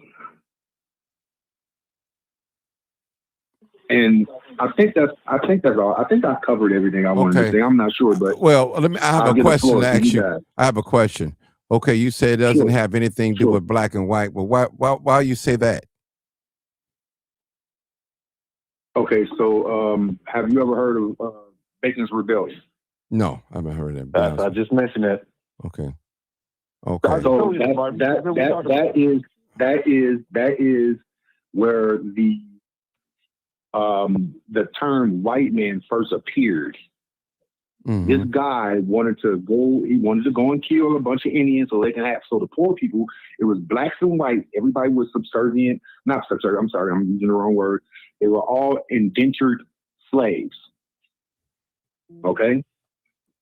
Across seas. When they got over here, all the elites were living well, eating well. The blacks and whites who came over here mingled amongst each other. Everybody got along. Everybody was under the same circumstances. This guy wanted to go and kill a bunch of Indians and take their land so that all of them can prosper. The elites refused to allow that to happen. So what they did was the same shit they did on January 6th. They did some insurrection shit. All right? And them elites saw what happened and they came up with, hey, look, listen. Here's what we're going to do. We can't allow this shit to happen. Watch your language, bro. They outnumber us. Yeah, okay. I'm sorry. They outnumber us. So what they did was they came up with a plan. They said, hey, look, listen. Anybody that's this color, white, can enjoy the fruits and labor of this land and own land and this, that, and that, and the other. But in order for you to do this, you can never again be in a relationship or help these people of this color, Black. And they went for that. And it's been like that ever since. Racism was created to keep us distracted from the elites who keep robbing us. Pharmaceuticals, food companies, healthcare. Think about it. That's when it first, before 16, I want to say between 1663 and 1682, somewhere up in that timeline. All right. I have a question. That's when hold it right there. Hold on. Wait, no. You talked long enough, brother. You didn't talk long enough. You cut. Yeah, I'm cutting you off. Go yes, ahead, bro. I'm cutting you off. Okay, I'm cutting you off. Thank you. Yeah, go ahead. Thank you. Okay. Now, let's roll it back to 2026. Okay. Is there one fair justice system for all? No. What are you talking about? What type of question is that? I'm just asking a question. I just asked a question. Is there one fair justice system for all in this under this? And my answer is no. Oh, okay. And why you say that? What do you mean, bro? I'm just asking. Okay, let me no, hold it. I'm just asking. Because it's clear as day, bro. Answer the question. No, a white man can walk into a McDonald's and kill 15 people and get 30 years. A black man walk into that same McDonald's and kill those same 15 people and get forever in a day. Now you answered my question. You just answered it. You just told us on this live. It's not about hold it. I'm just going back what you said out your mouth. Now tell me if I'm quoting you wrong. Go ahead. You said it's not about black and white, it's about capitalism, right? Correct. Okay. All right. Now the answer you just gave me, how the white man operate. You just told me the white man can go and kill 15 people. No, I'm just saying. So what I'm saying is I'm not gonna let you out of what you just said. And what I mean, it is about black and white. You can't listen. You can't get away from white and black, and you know, and I know that. It's some rooms that. But you don't understand. No, I am understanding. Bro. I am understanding. No, you're not, because you're trying to overtalk me, and you're not giving me a chance to explain why that is. Now, brother, I asked you a question. Do you want to listen to respond or listen to understand? It took you 5 minutes? Because you're hold on. It took you 5 minutes. I sat up and listened to you for 5 minutes, brother. 5 minutes straight. Go ahead, I just sit right here patient. Okay, I'm just saying. Go ahead. Yeah, all right. Now, so what I'm saying is I'm not going to let nobody come on this live and debunk and say it's not about white and black. That's a lie. It is about white and black. Okay. Even though we live in a capitalism system, it is about white and black. Capitalism is about the have and have-nots. We seek out the money. They seek out the money and power. Trust me, we see things different the way they see it. This is their monopoly board. They make the rules. They referring to the elite class, the white folks, the 1%ers. That's what I'm talking about. There is a difference. There is something called white and black in this country. No doubt. So what I'm saying, so we can't never say debunk it's not about white and black, it's about capitalism. We can never say that, brother. That's all I'm saying. That's all I'm saying. So it is about race. That's all I'm saying, brother. It is. Not making no excuse. Go ahead. Okay, white and black and racism made the cap in capitalism. Did you hear me when I said? Hold on, wait. Did you hear me when I said that white and black was created? It was created. It's not natural. And if it's not natural, then that's not the big picture. It was created. Do you understand what I'm telling you? It was created, and we're so deep immersed in it that you can't even look past it. When I'm giving you common sense. We were all together in England. Brother, listen, that was when. That was what you're talking about is when. I'm talking about 2026 right now. We're not all together right now. Bro, how long you think 400 years was? How many generations was 400 years? Okay, where you living? Are you living in 400 years ago or you living right now? I'm talking about the system that's in play right now. You're not following my point, bro. You're not following my point. It wasn't that long ago, bro. Nothing has changed. Nothing has It wasn't changed. that long ago is my point. You're looking at 400 as a big number. It's not a big number, bro. That's how many. What's that? Is that your great grandmother? We're not saying the same thing. Is that your great grandmother? Same thing. Think about it. Is that your great grandmother? Y'all saying the same thing. Young brother. Y'all saying the same thing. Go ahead. Young brother. I'm not young. I'm 50 years old, bro. Born and raised. 50-year-old. Let me ask you something. Let's real go. quick. Personal question. I don't mean nothing by it. No, it's fine, bro. I'm not like that. Check this out. Go You ahead. got a white girl at home, bro? I do not. I have an AKA. Thank you. I was just checking. That's all I'm doing. No, I have an AKA black woman who was full on Kamala Harris. I have a full grown 52-year-old AKA black woman. I know what I'm talking about, bro. I'm not. No, I'm not. I don't have that. Let me ask you why you asked that question. Hold on. Why did you ask me that question? Why did you ask me that question? Hold on.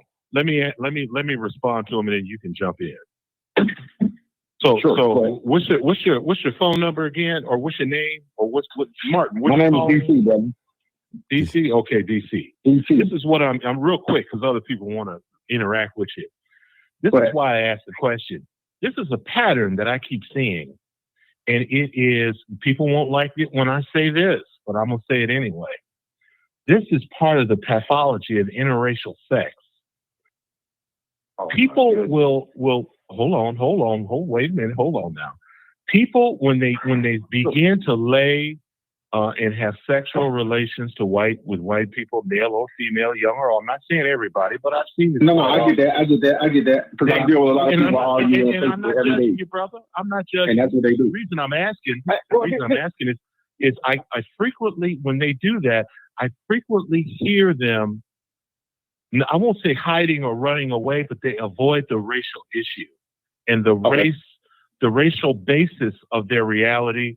I'm not avoiding the reality that we live in, and they want to see let me make this clear. Race with classism, but let me make this clear. If that's not you, that's Let me make this clear. I'm fully aware of the threat.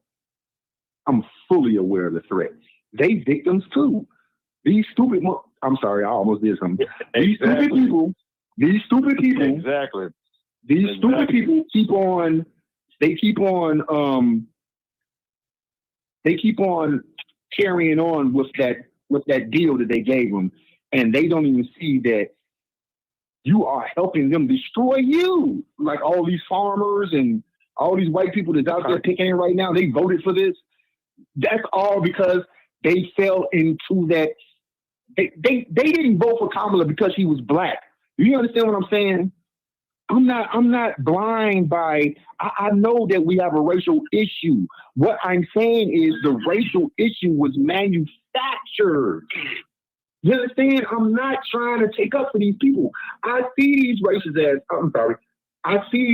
people. I see what's going on. I'm not blind at all, brother. I'm thinking deeper than what's in front of us, because while we're looking at each other, Go look at the board of directors for pharmaceutical companies and oil companies, and the majority of them are white, but they not all white. There's a lot of color in there too, not just black, but from over east and all types of stuff. So my point is, go ahead. Look, Martin, that's what we was talking about earlier.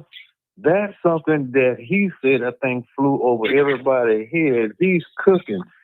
When we talked about that delineation thing and the dangers of it and all the rest of that, that's the problem. What he said is this. He said, if you look at the Jewish people, they have a whole country behind them. The Mexicans that come over have a whole country behind them. The Africans that come over here and study, their governments pay these universities $1 million for their students to come over here. And see, that's the problem that the Foundation of Black America is not actually seeing. They're not recognizing. When you cut yourself off and we on social media talking about this and talking about that, basically what they're doing is they're taking us away from our original and our base. That's the biggest problem. that I don't think people are starting to see. They don't understand that because I told you the other day that one of the African countries' dollar is the strongest dollar right now. The new followership is Africa. It's Africa. And that's why I said, look at my post. I tried to tell him, DC. Okay. I tried to tell him that if you look at those African countries, Show Speed just did a tour. Africa is not huts. Africa look like Wakanda. The new power is in Africa. That's what I'm saying. 901. Yeah.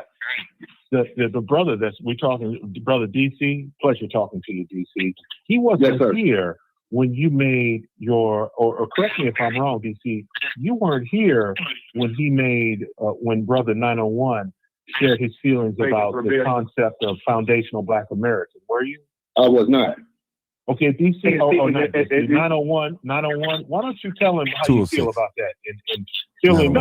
No, he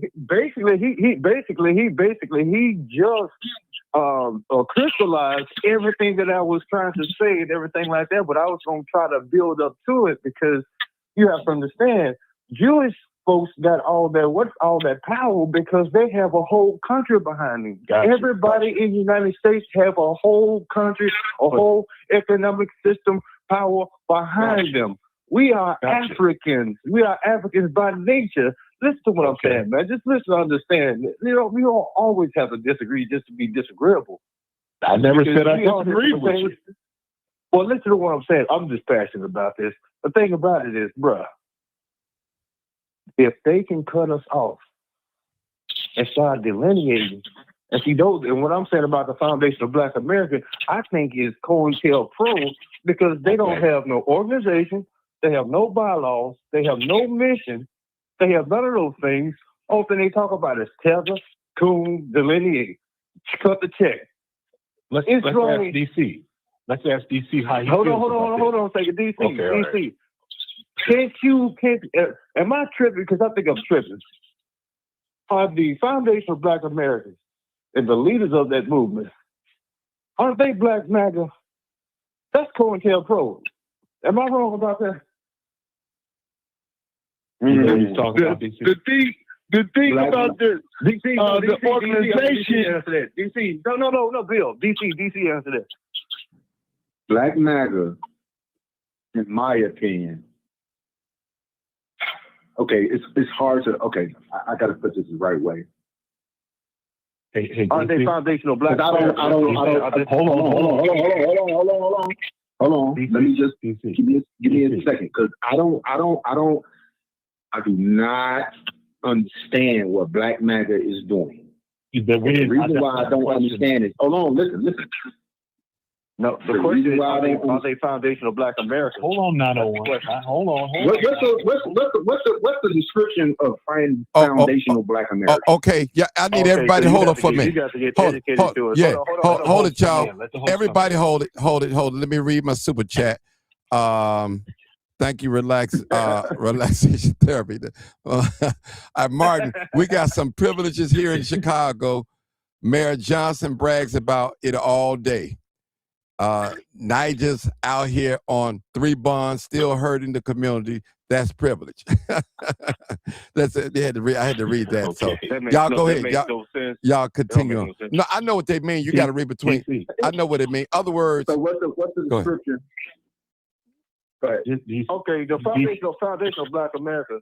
What you have to do is, please come back, brother, because you're very intelligent. But do me a favor, look it up and just listen to some of the rhetoric and everything like that. Basically, they're talking about delineation and everything like that. And I understand the need for delineation and everything like that establishing because they did come into the United States and did not respect us and got with the white supremacy power. And I agree with that. But ultimately, the thing about it is and what both sides are not seeing, because people don't realize that melanated people are the most populated people in this world.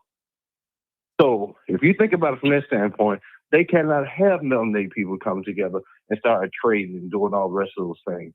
That is correct. It would destroy capitalism. Exactly.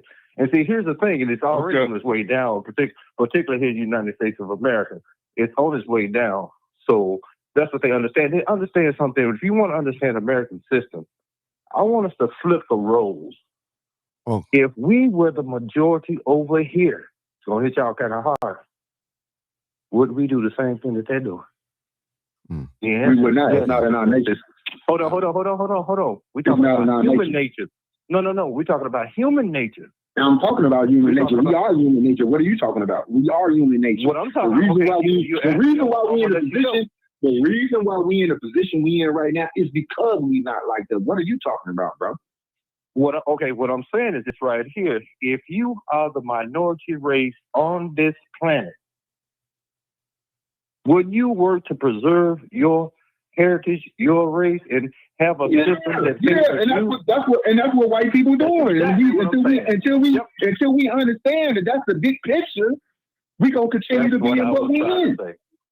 That's exactly. That's all waking up. Okay. Well, once we wake up, and they know, once we wake up, it's a wrap. I want to speak real quick. They know that. I'm gonna let you guys continue. Black MAGA is over there thinking that Black MAGA think that they exposing the other side, but what they don't know is they behind enemy line. Mr. DC, can you hold it for a second? The host is talking. Okay, I just want to read what somebody put down in KMAC 4191 said. FBA separates people that looks like us from taking our benefits. That's the whole purpose of it right there. That's the whole purpose. That's the whole benefits. Right. We're talking about reparations. Reparations. Those are the benefits that we want. See, because I'm just telling you. Now, since you saying about FBA, listen, I'm telling you, see, I'm not a part of that organization. I consider myself as a Foundation Black America, but I'm not a part of what you're reading off the website. So that's why I brought that Black Lives Matter. I believe that Black Lives Matter, but I'm not a Black Lives Matter protester, whatever. That's not me. So you getting it confused. So what I'm saying is, when we are Foundation Black America, this is the only country that we know. We don't have a country that we can be deported to at all. Talking about Foundation people, whatever you want to call us, people that descend, or descendants. I'm not a MAGA, so I'm not a MAGA. So what I'm saying, I'm just saying I'm not a MAGA. So okay, all right. Hey, you know what, Martin? You absolutely right on that. You right. And I agree with you on this. I'm gonna tell you. I'm gonna go ahead and put this thing out, man. Put it out. A lot of people might don't misunderstand what I'm saying, but break and everything like that, because I am for reparations. All right, let me tell you, they are never gonna give us reparations. They've already said that reparations, they can't afford to give us reparations. I've done the studies and done the numbers and all the rest of that. For them to be able to pay us what they owe us will cost them $31 trillion. Guess how much our deficit is right now? $31 trillion. So the thing about it is, what you were talking about yesterday, my thing about it is we still can work toward it and work for it, but it has to be in an organized manner.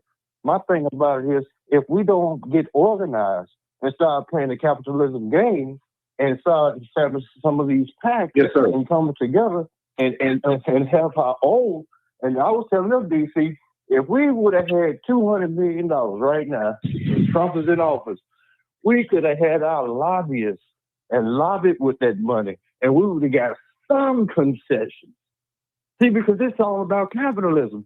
The reasons why is because we're coming into a capitalism game talking about give me something, you owe me something. That's not how this thing works. That's not how it works. So in other words, by keep on talking about yes, it is. and everything like that, which is, hold on, listen, I agree that we deserve it. But the thing about it is, you will never get anything sit up here asking them to give you something, although it is open. They'll give it to everybody else before they give it to us. Hold on, let me correct you gentlemen. You thinking just the way they want you to think. They can't afford it. Yes, they can afford it. They have afforded anything that they wanted to. When you buy into hold on. Let me finish. First of all, when you buy into the system that they created as far as money and finances, we got this deficit and we got to work it down. And the whole time, the economy, the system that they set up has been set up by them for them. All of those colleges Tell from the truth 200 and years shame ago, the the curriculum that they taught as far as economics came from the top 1%, the people who was winning, the rich and the wealthy. I hate when I hear a person and a black person say, hold on, but just I'm saying what I'm saying. If you listen, you'll hear it. Because I'm not speaking so eloquent where I can't be understand. I speak where anybody can understand me.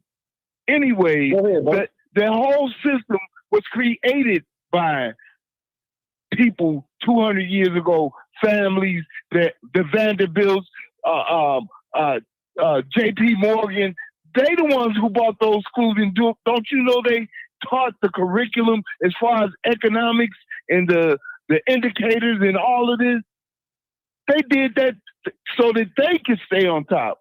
So when you say they can't afford it, when you just seen them send money to Israel for the last 50 years, they send money to Ukraine, all of this stuff, whenever they feel like taking care of something, they can. And I really hate when I hear a person, especially a black person, say something as simple as and as small as they done gave the immigrants, the migrants, our money. No, they didn't give them my money. They still got my money. The money that we're talking about is a stroke of a pen. It's not paper. It's nothing but paper. Greenbacks ain't nothing but paper. And these people can do whatever they want to. Now, hold on. I'm not finished. Y'all had a chance to talk. Now, I want to go back to what 901 was saying in the young brother as far as having alliances with other people. First of all, we got to fight for ourselves, and it'll never happen. They never thought slaves would be free at one point. They never thought we'd have this. The Civil Rights Bill.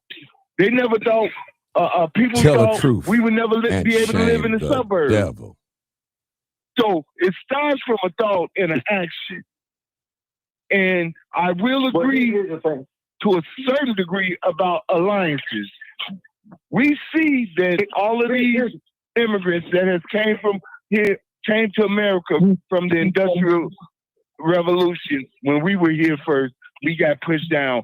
Each generation, each nationality that came, we were pushed down. We got some concession, but to this day, we still on the bottom. Now, the only people that we should be fighting black first. But just like I'm gonna go back to the Black Panther Party, they were starting to make alliances with other groups of people, particularly white people, foundational white people, if you want to say that. They started. Not only that, they got money from some very liberal white people making donations and all of that. And if you from Chicago or know the Black Panther Party, here in Chicago, Fred Hampton has started making alliances not only with the gangs, but with a lot of different people and organizations. That's what a threat. The biggest threat to America is a black man, especially if he got a white man standing behind him. Hey, 901. I don't believe you just said that. 901. I don't believe you just said that. Hey, 901. Yeah, 901, you hear? Whole country. I don't know about the. Hold on, Yeah. CTC. Hold up. Let me ask you a question real quick, because I've been wanting to ask him this. I agree with you 1,000,000,000% when you say that these other immigrant groups come into this country and they have a protection, power, and access via the influences of the countries that they come from. That's 1,000,000,000% correct. Let me ask you this one. I think you're saying that we can get the same thing from African countries. Is that true?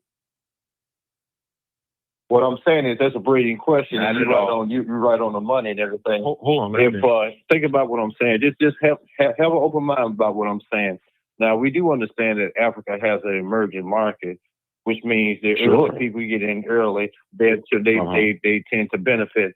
Imagine if we had, like I say, 300 million or something like that, and we started investing in those countries and everything like that. Also, you have African Americans that's going over to Africa now that's making a killing over there. Imagine and we also being murdered over there. So in other words, diversify. See, the thing about it is, if you understand what I'm actually saying, is that when we come at this thing in politics like almost from a childlike level. We come at it from a childlike level. Sure, I agree. 13% of the population here. We're only 13% of the population here. By the sheer mathematics of the whole situation, these things cannot be accomplished by ourselves. You have to have, and somebody said something about the civil rights movement, and all the movements that were successful was led by black folks, but also it was a correlation of people. Check it out. With this foundational Black American thing, hold on, this Black American thing, my fear is this right here, 206. And I want you to think about this. I just think that we actually putting ourselves in a box, man. I really do. Okay. I think we put ourselves in a box. What do you mean? Let me. You may be right, but let me ask you this. Hold on. What do you mean? Hold on. I'm talking, brother. I'm talking. Okay. I can explain. So I explained. One question. 2 seconds. One question. Hold on, brother. Let me ask you this one question. What country in Africa should we go to and invest our money and our efforts in Africa and work with them? Give me the best country where we can do that. Here's the thing. I'm asking 901. It's a continent. I'm sorry. It's a continent. I understand. It's a continent. It's a continent. But we got to start. No, listen to what I'm saying. Listen. Yeah, we can't. But did what I'm saying. What country? It's a continent is because it's a continent, which means there are several markets. I know that, but which one? So which is the best? Hold on, hold on. I'm answering your question. Diversification means that you don't plant all of your money in one place. You put it in multiple places. That way, if you have volatility on this side, and you might have a profit on this side, and you're still going to equal out. But the thing about it is, one of the biggest problems that we actually have had is that we tried this thing by ourselves. That's the thing about it. That's why I say I fear that we actually paint ourselves into a box. Because I want y'all to think about something. Got you. The 901. The midterms are Yes. 901. If you're going to do what you're saying, you got to do a financial and political cost benefit analysis. Some places are going to be better investments than others. Would you agree with that? Mm-hmm. Okay. Was that 901 or? Okay. But now let me ask you one more time. Let me ask you one more time. Isn't that minuscule to what we're talking about? What is yes, it is. He always region? What's the best country or region where we should start this process you're talking about? Okay, I'm going to say it one more time. I'm going to say it slowly this time. We diversify the money, which means that we don't place it and park it in one or two places. We spread it out over, and when the market, what we do is, once we see, because when the market goes down in Tanzania and it goes up in Nigeria, we're going to balance out. So you spread the money around. Got you. That's what I understand that part. Yeah. So let me ask you this, and this is my last question. What country is up now? I haven't looked at it today.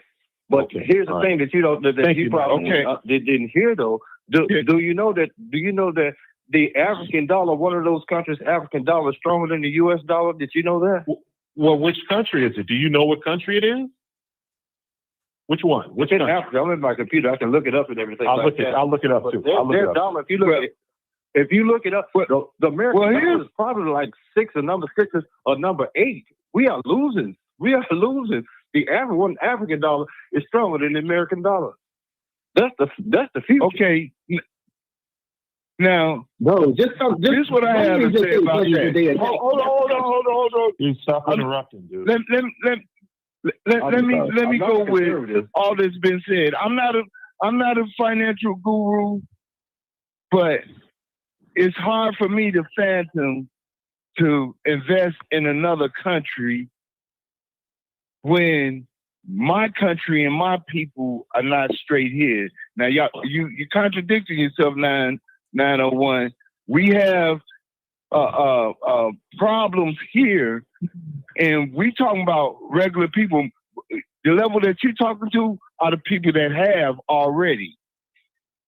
Most of them are the ones that's the problem, that is not representing us and making sure that we have the same pathway that anybody else do as far as the people we elected. We talking about the average Joe now, man. Hold on. You got to start somewhere. But what about the super PACs that we got to get that together here first? But it's nothing wrong. It's nothing wrong with somebody that got 50, 100, whatever amount of money to invest somewhere else. And even if you invest here in America, you still have to diversify, like you said. Bottom line, that's the number one key to investment. But we got more problems here, and our problems that when I'm addressing them, I'm talking about people. I do okay in life. I make a decent buck between me and my wife, but it's a lot of people that make far less, and it's people in my family and people that I know that's not at that level, man. To be, we trying to get what's going on popping here. I understand. Not sending money back to Somalia because it's a buck to be made. That's the problem. No. We'll spend our money where it's popping and a buck to be made. That's where our politicians and people that have been doing it. That's what. Hold on, and it works. You are 100% work because that's what white supremacy is doing.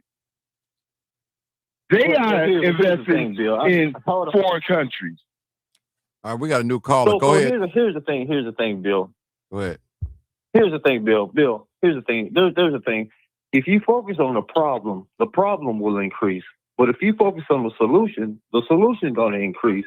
I was working at the hospital. I told this story before, and I'm in there with the the CEOs and all the rest of those things, upper management, and I was describing a problem that we was having within our systems and everything. And what he told me, the VP told me in front of everybody, he said, I hear you explain the problem. You explain it very well, but I don't hear the solution. But what he did not hear was I gave the solution before I described what the problem was. The people in this world make the money are the problem solvers. While somebody the next person say, I can't, I say I can. See, that's the difference between. So the only thing we really have to do is to flip our mindset. One more thing, because listen. The world do not wait for nobody. That's what's the problem in our community. Okay, let's go to new caller real quick, y'all. So, go ahead. I got a new caller real quick. I think it's a female. I think it's Sister 609. Oh, good. Go ahead. Good. Thank you for holding, caller.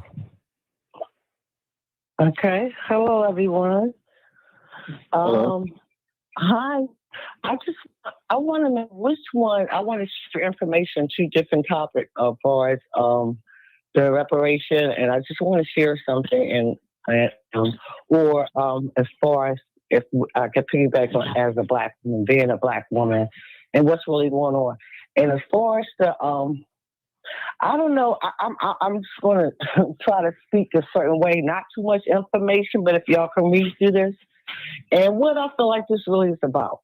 Everything that's going on right about now, this is about the 14th Amendment, and there's the appendix treaty that's attached to that 14th Amendment.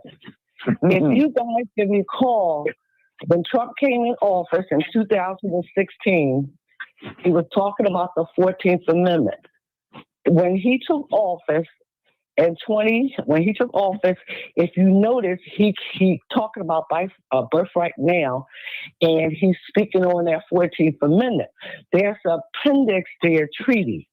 That's at land as far as the agreement. It was closed during Obama time. Back there, if you can remember Johnny Cochran, the lawyer that represented O.J. Simpson, and if you can remember every channel all day, That's why he's on. all this is about O.J. Simpson or no commercial, anything. Because Johnny Cochran he was trying to open it up, and I think O.J. Simpson was in 1995. Him and his associate was working on this the other part of 14th Amendment. That those files been closed. He's been fighting on it, so this distraction was going on all the time. So now, as soon as Trump took office, he came back with this 14th Amendment and birthright. And it's not about the immigrants. It's about us. This is really deep. So this is about us. I can see more, and I got credible resources, whatever. We're at a place, that's why it's distraction, all this stuff, they move to immigrate, everything in there. That treaty has just been open, unclaimed. Now it's claimed property. I'm not going to speak much what's going on. So I know what's going on with the distraction, why the immigrants are here, whatever. We are almost there. If black people can unify, and I'm going to say another thing too, and if any black woman is on here, forgive me for what I'm about to say, but this is part of the plan. God had to take these black women and send them home, these government jobs, everything, to send them home. Because we place now. You reap what you sow at a certain time. There was a lot of reaping, now it's time to sow. And this is why that what's going on, this big movement, even though as far as money, whatever, but we had the land that we're supposed to have, and I'm not going to patience, just think about it. All of them where so these big developers are trying to get to the city, to buy they call it Democrat blue cities. But I'm going to say, part of this treaty that's attached to the 14th Amendment, and I'm not going to say too much, that's a lot, and I just want y'all to focus on that. And they already know. That's why they dumped in all the cities where the people are, and they want us distracted. What's going on? It ain't even about them. It's about us. That's what it's really about, and I'm going to try to land on that. So thank you for your comment. Thank you. But that's what's really going on. Okay. Mm-hmm. Oh, wow. She's smart. She kind of right about that. We talked about that when we was talking about that 14th Amendment and taking away these rights and everything. And that's what I think that African Americans or black people, foundational black Americans, I think we kind of leaning on that thing a little bit too tough. Mark, you said yourself, that's your land, only if you can protect it. And I thought about something the other day, and this is what they actually doing. The Constitution, y'all, is a piece of paper. That's all it is a piece of paper. A gun is more powerful than the Constitution. I want y'all to think about that. The Constitution is just a piece of paper. They make bills on paper all day, every day, and they break them. So in other words, you're saying promises are meant to be broken. So what? So in other words, you're saying promises are meant to be broken, and don't focus on that. It depends on who. It's just somebody's word. It also depends on on somebody's word, because think about it. When it came down to the civil rights movement, there were several reasons why we obtained the things we obtained. First of all, because they was trying to spread democracy throughout the world. But you cannot try to spread your democracy throughout the world when you treat your black man like that. See, that was helpful for that time right there. But right now, they don't give a damn. They don't care at all. And they coming out and telling you they don't give a damn. Yeah, and what we are. What do you think causes that sense of urgency for them? I don't understand it. Why do you think that they're going this hard right now? Because they go. Oh, I'm gonna tell you why they're going this hard. Let me explain to y'all what's really going on. Have you noticed that a bunch of those people from the Republican Party side, they are quitting? They're quitting in droves and everything. Martin Taylor Greene and all the rest of that, because they know. No.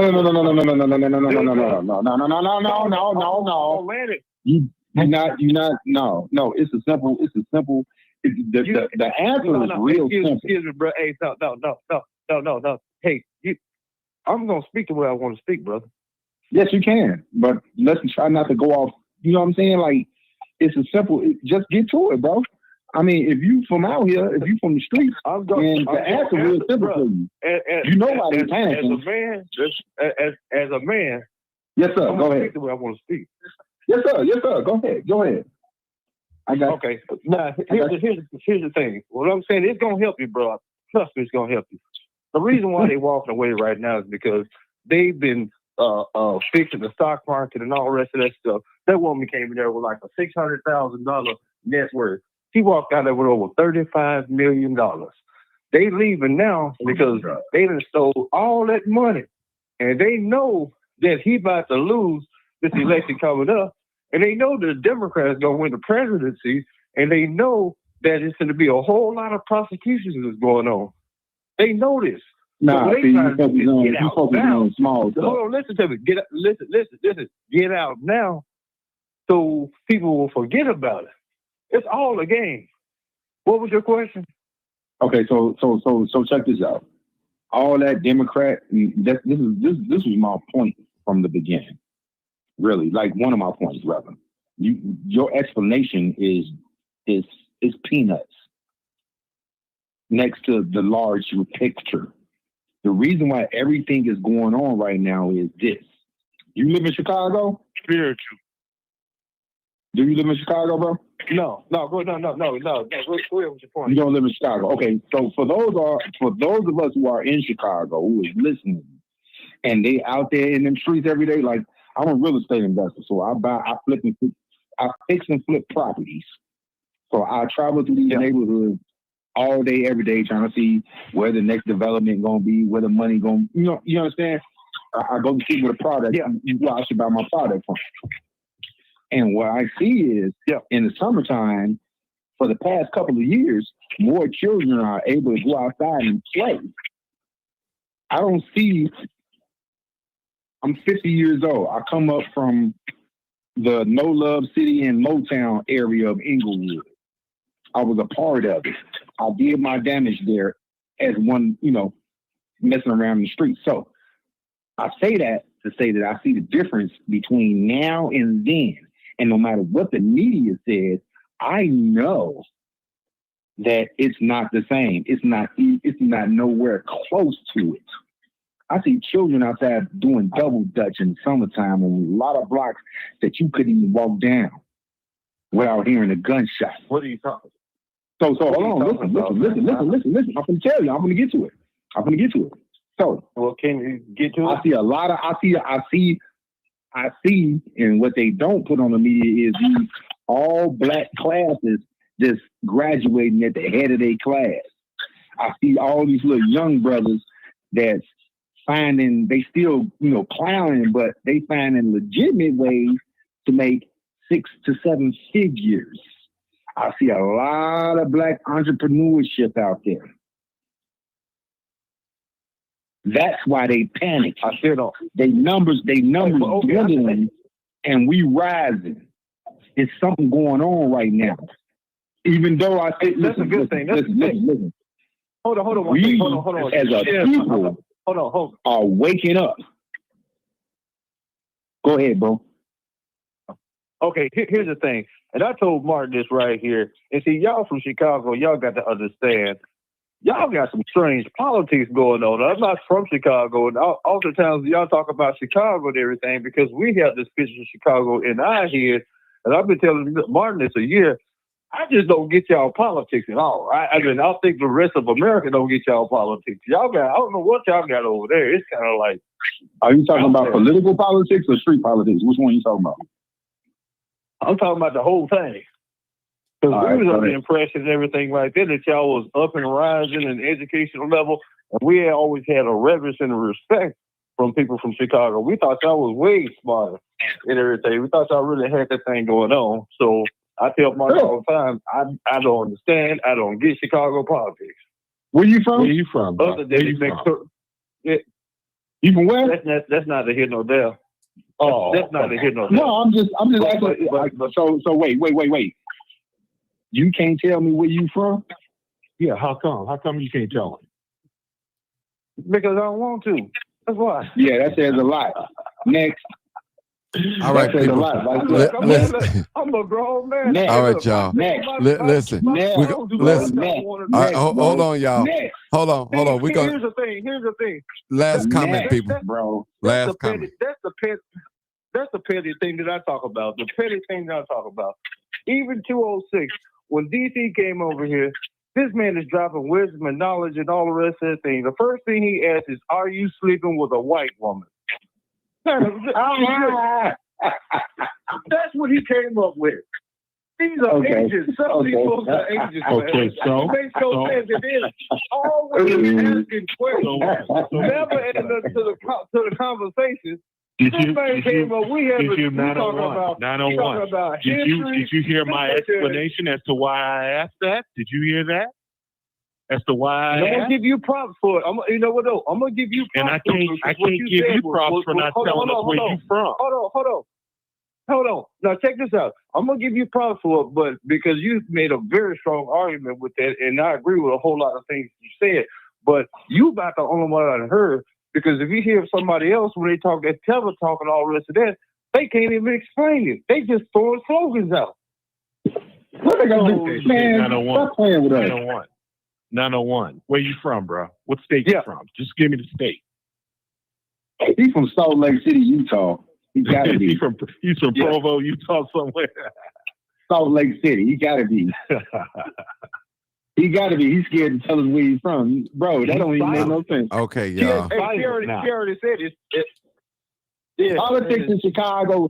Politics in Chicago is politics, bro. It ain't just Chicago. It's the politics is the distraction, and that was my whole point. It's all the distraction. It's corporate, bro. It's all business.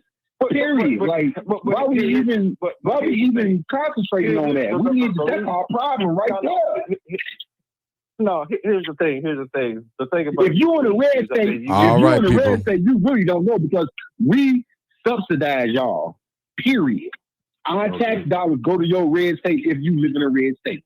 I'm just saying, if you live in a red state, you don't know what's going on because you in a red state. That's my blue state subsidize red state.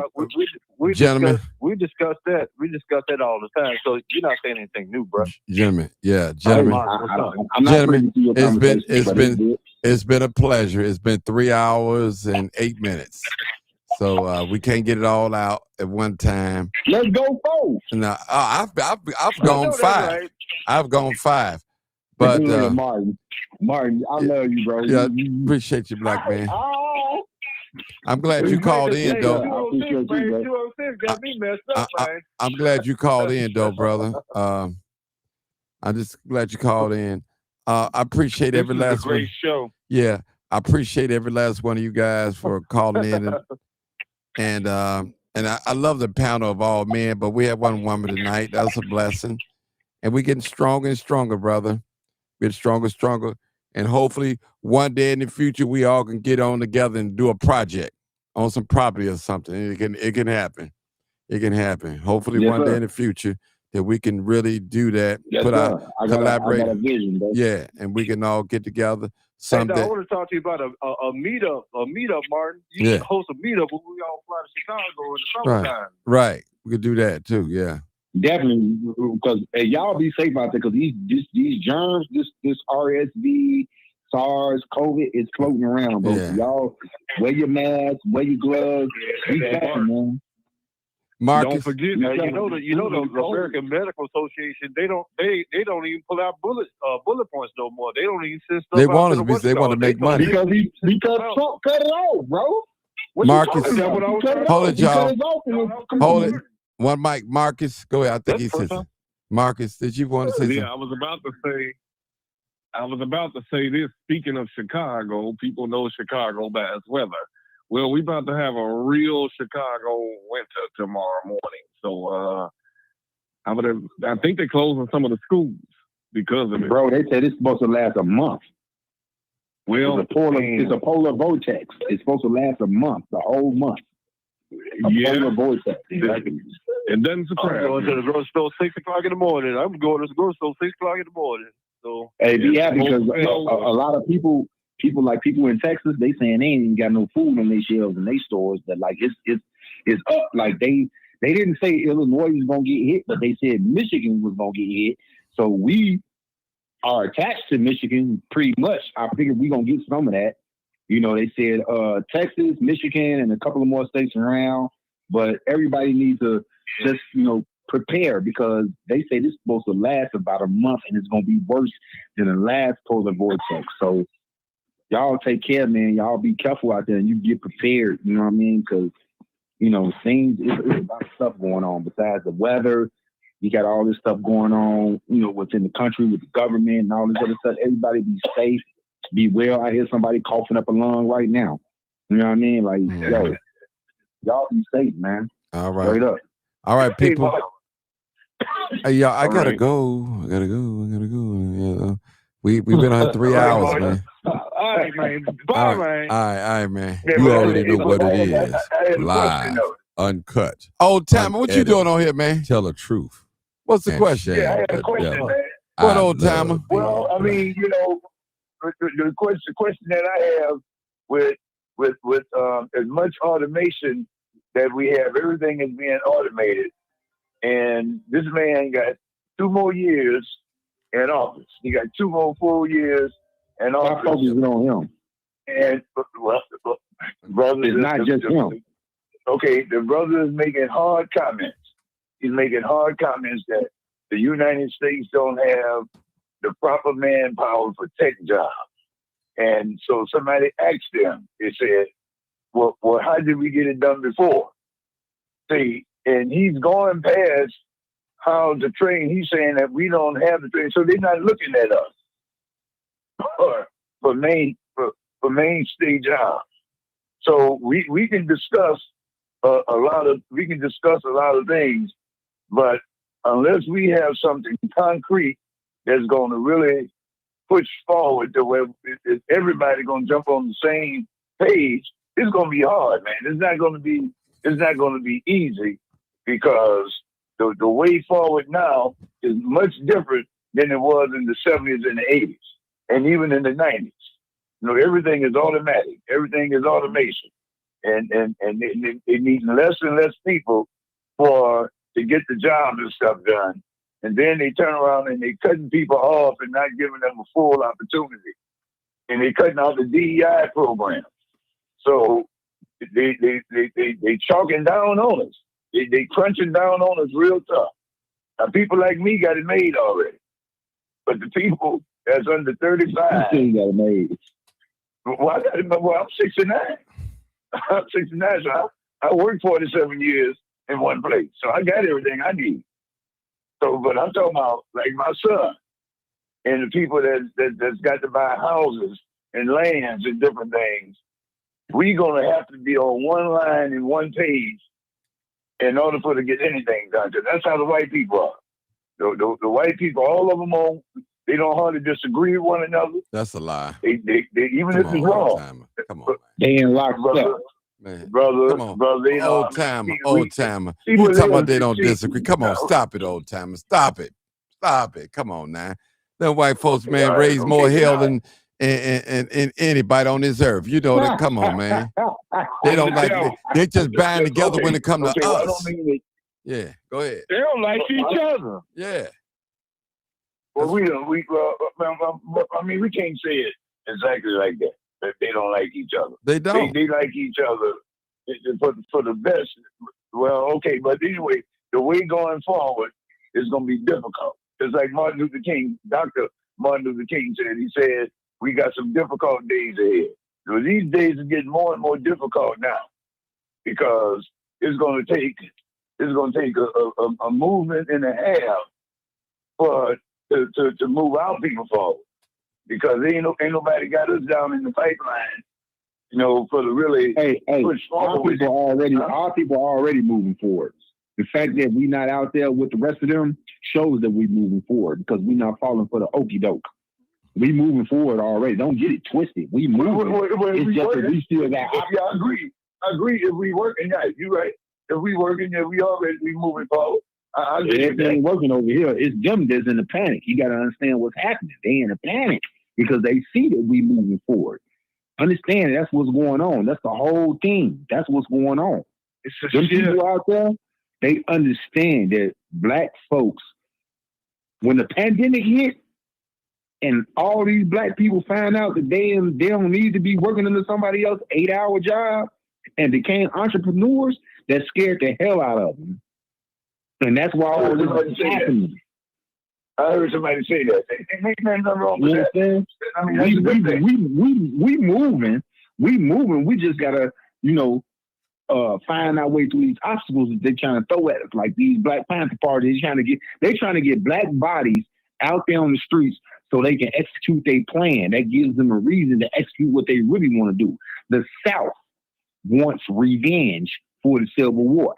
And if black bodies get out there, you have to understand the only reason why the South lost is because the president at the time had the United States military, and you can't win against them. Now, imagine if that happened with Donald Trump in office. It would have been a whole different outcome. You understand? All right. They know what's happening. We got to look at the big picture and not all this. You know what I'm saying? It's forget the distractions. Well, they always have said that the South will rise again. They've always started. We moving. And if we get our black bodies out there on the street, that gives them perfect reason to kick it back off. Then what's going to happen? The people you out there picking it with, they going to still be standing next to you or not? That's what I'm talking about. So you're not saying that we don't have to fight for what we want because it's not going to be easy. You think that you think that we are moving ahead and going. We are moving ahead, but it's we not going at light speed. You know what I mean? But don't fall for no sucker move. Don't let nobody lure you into a trap. Is what they trying to do. They trying to get us out there. And as long as we keep doing what we doing, we're going to be straight. We're going to mind our business. They voted for this. Let them deal with it. And we're going to sit back and we're going to continue doing what we're doing, which is growing. Well, see, that's why I respectfully disagree with you. Now I've been hearing that a lot, that this is not our fight. This is not our battle. Well, it's not. I have to totally disagree with that. I've been out here looking for properties, bro. I done seen ICE in Chicago, and I've seen how they executed I guess whatever you want to call it, their missions or whatever. It was strategic. It was like pointed towards specific targets. Like I got a couple of videos of them pulling over regular black people. And all they did was give them their ID. And when they gave them their ID, they ran it and they went on about their business.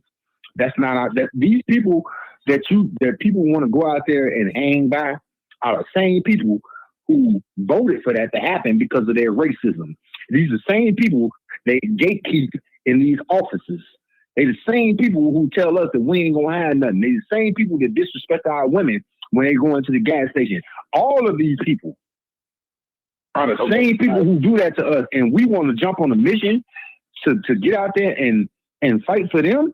When the smoke clears, we gonna go back to being niggas? Nah, bro. Okay. We good. I understand it. I'm not trying to delay your show, Martin. We good. You doing it. I need to get out of here. Okay. Okay, then. All right. Well, we'll talk another time. Okay. Right. Thank you. Thank you. Yes, sir. Thank y'all. Thank you. You Martin. already know what it is. Live, uncut. Share the video, unedited. people. Like, Tell the subscribe, truth. share. And shame the devil.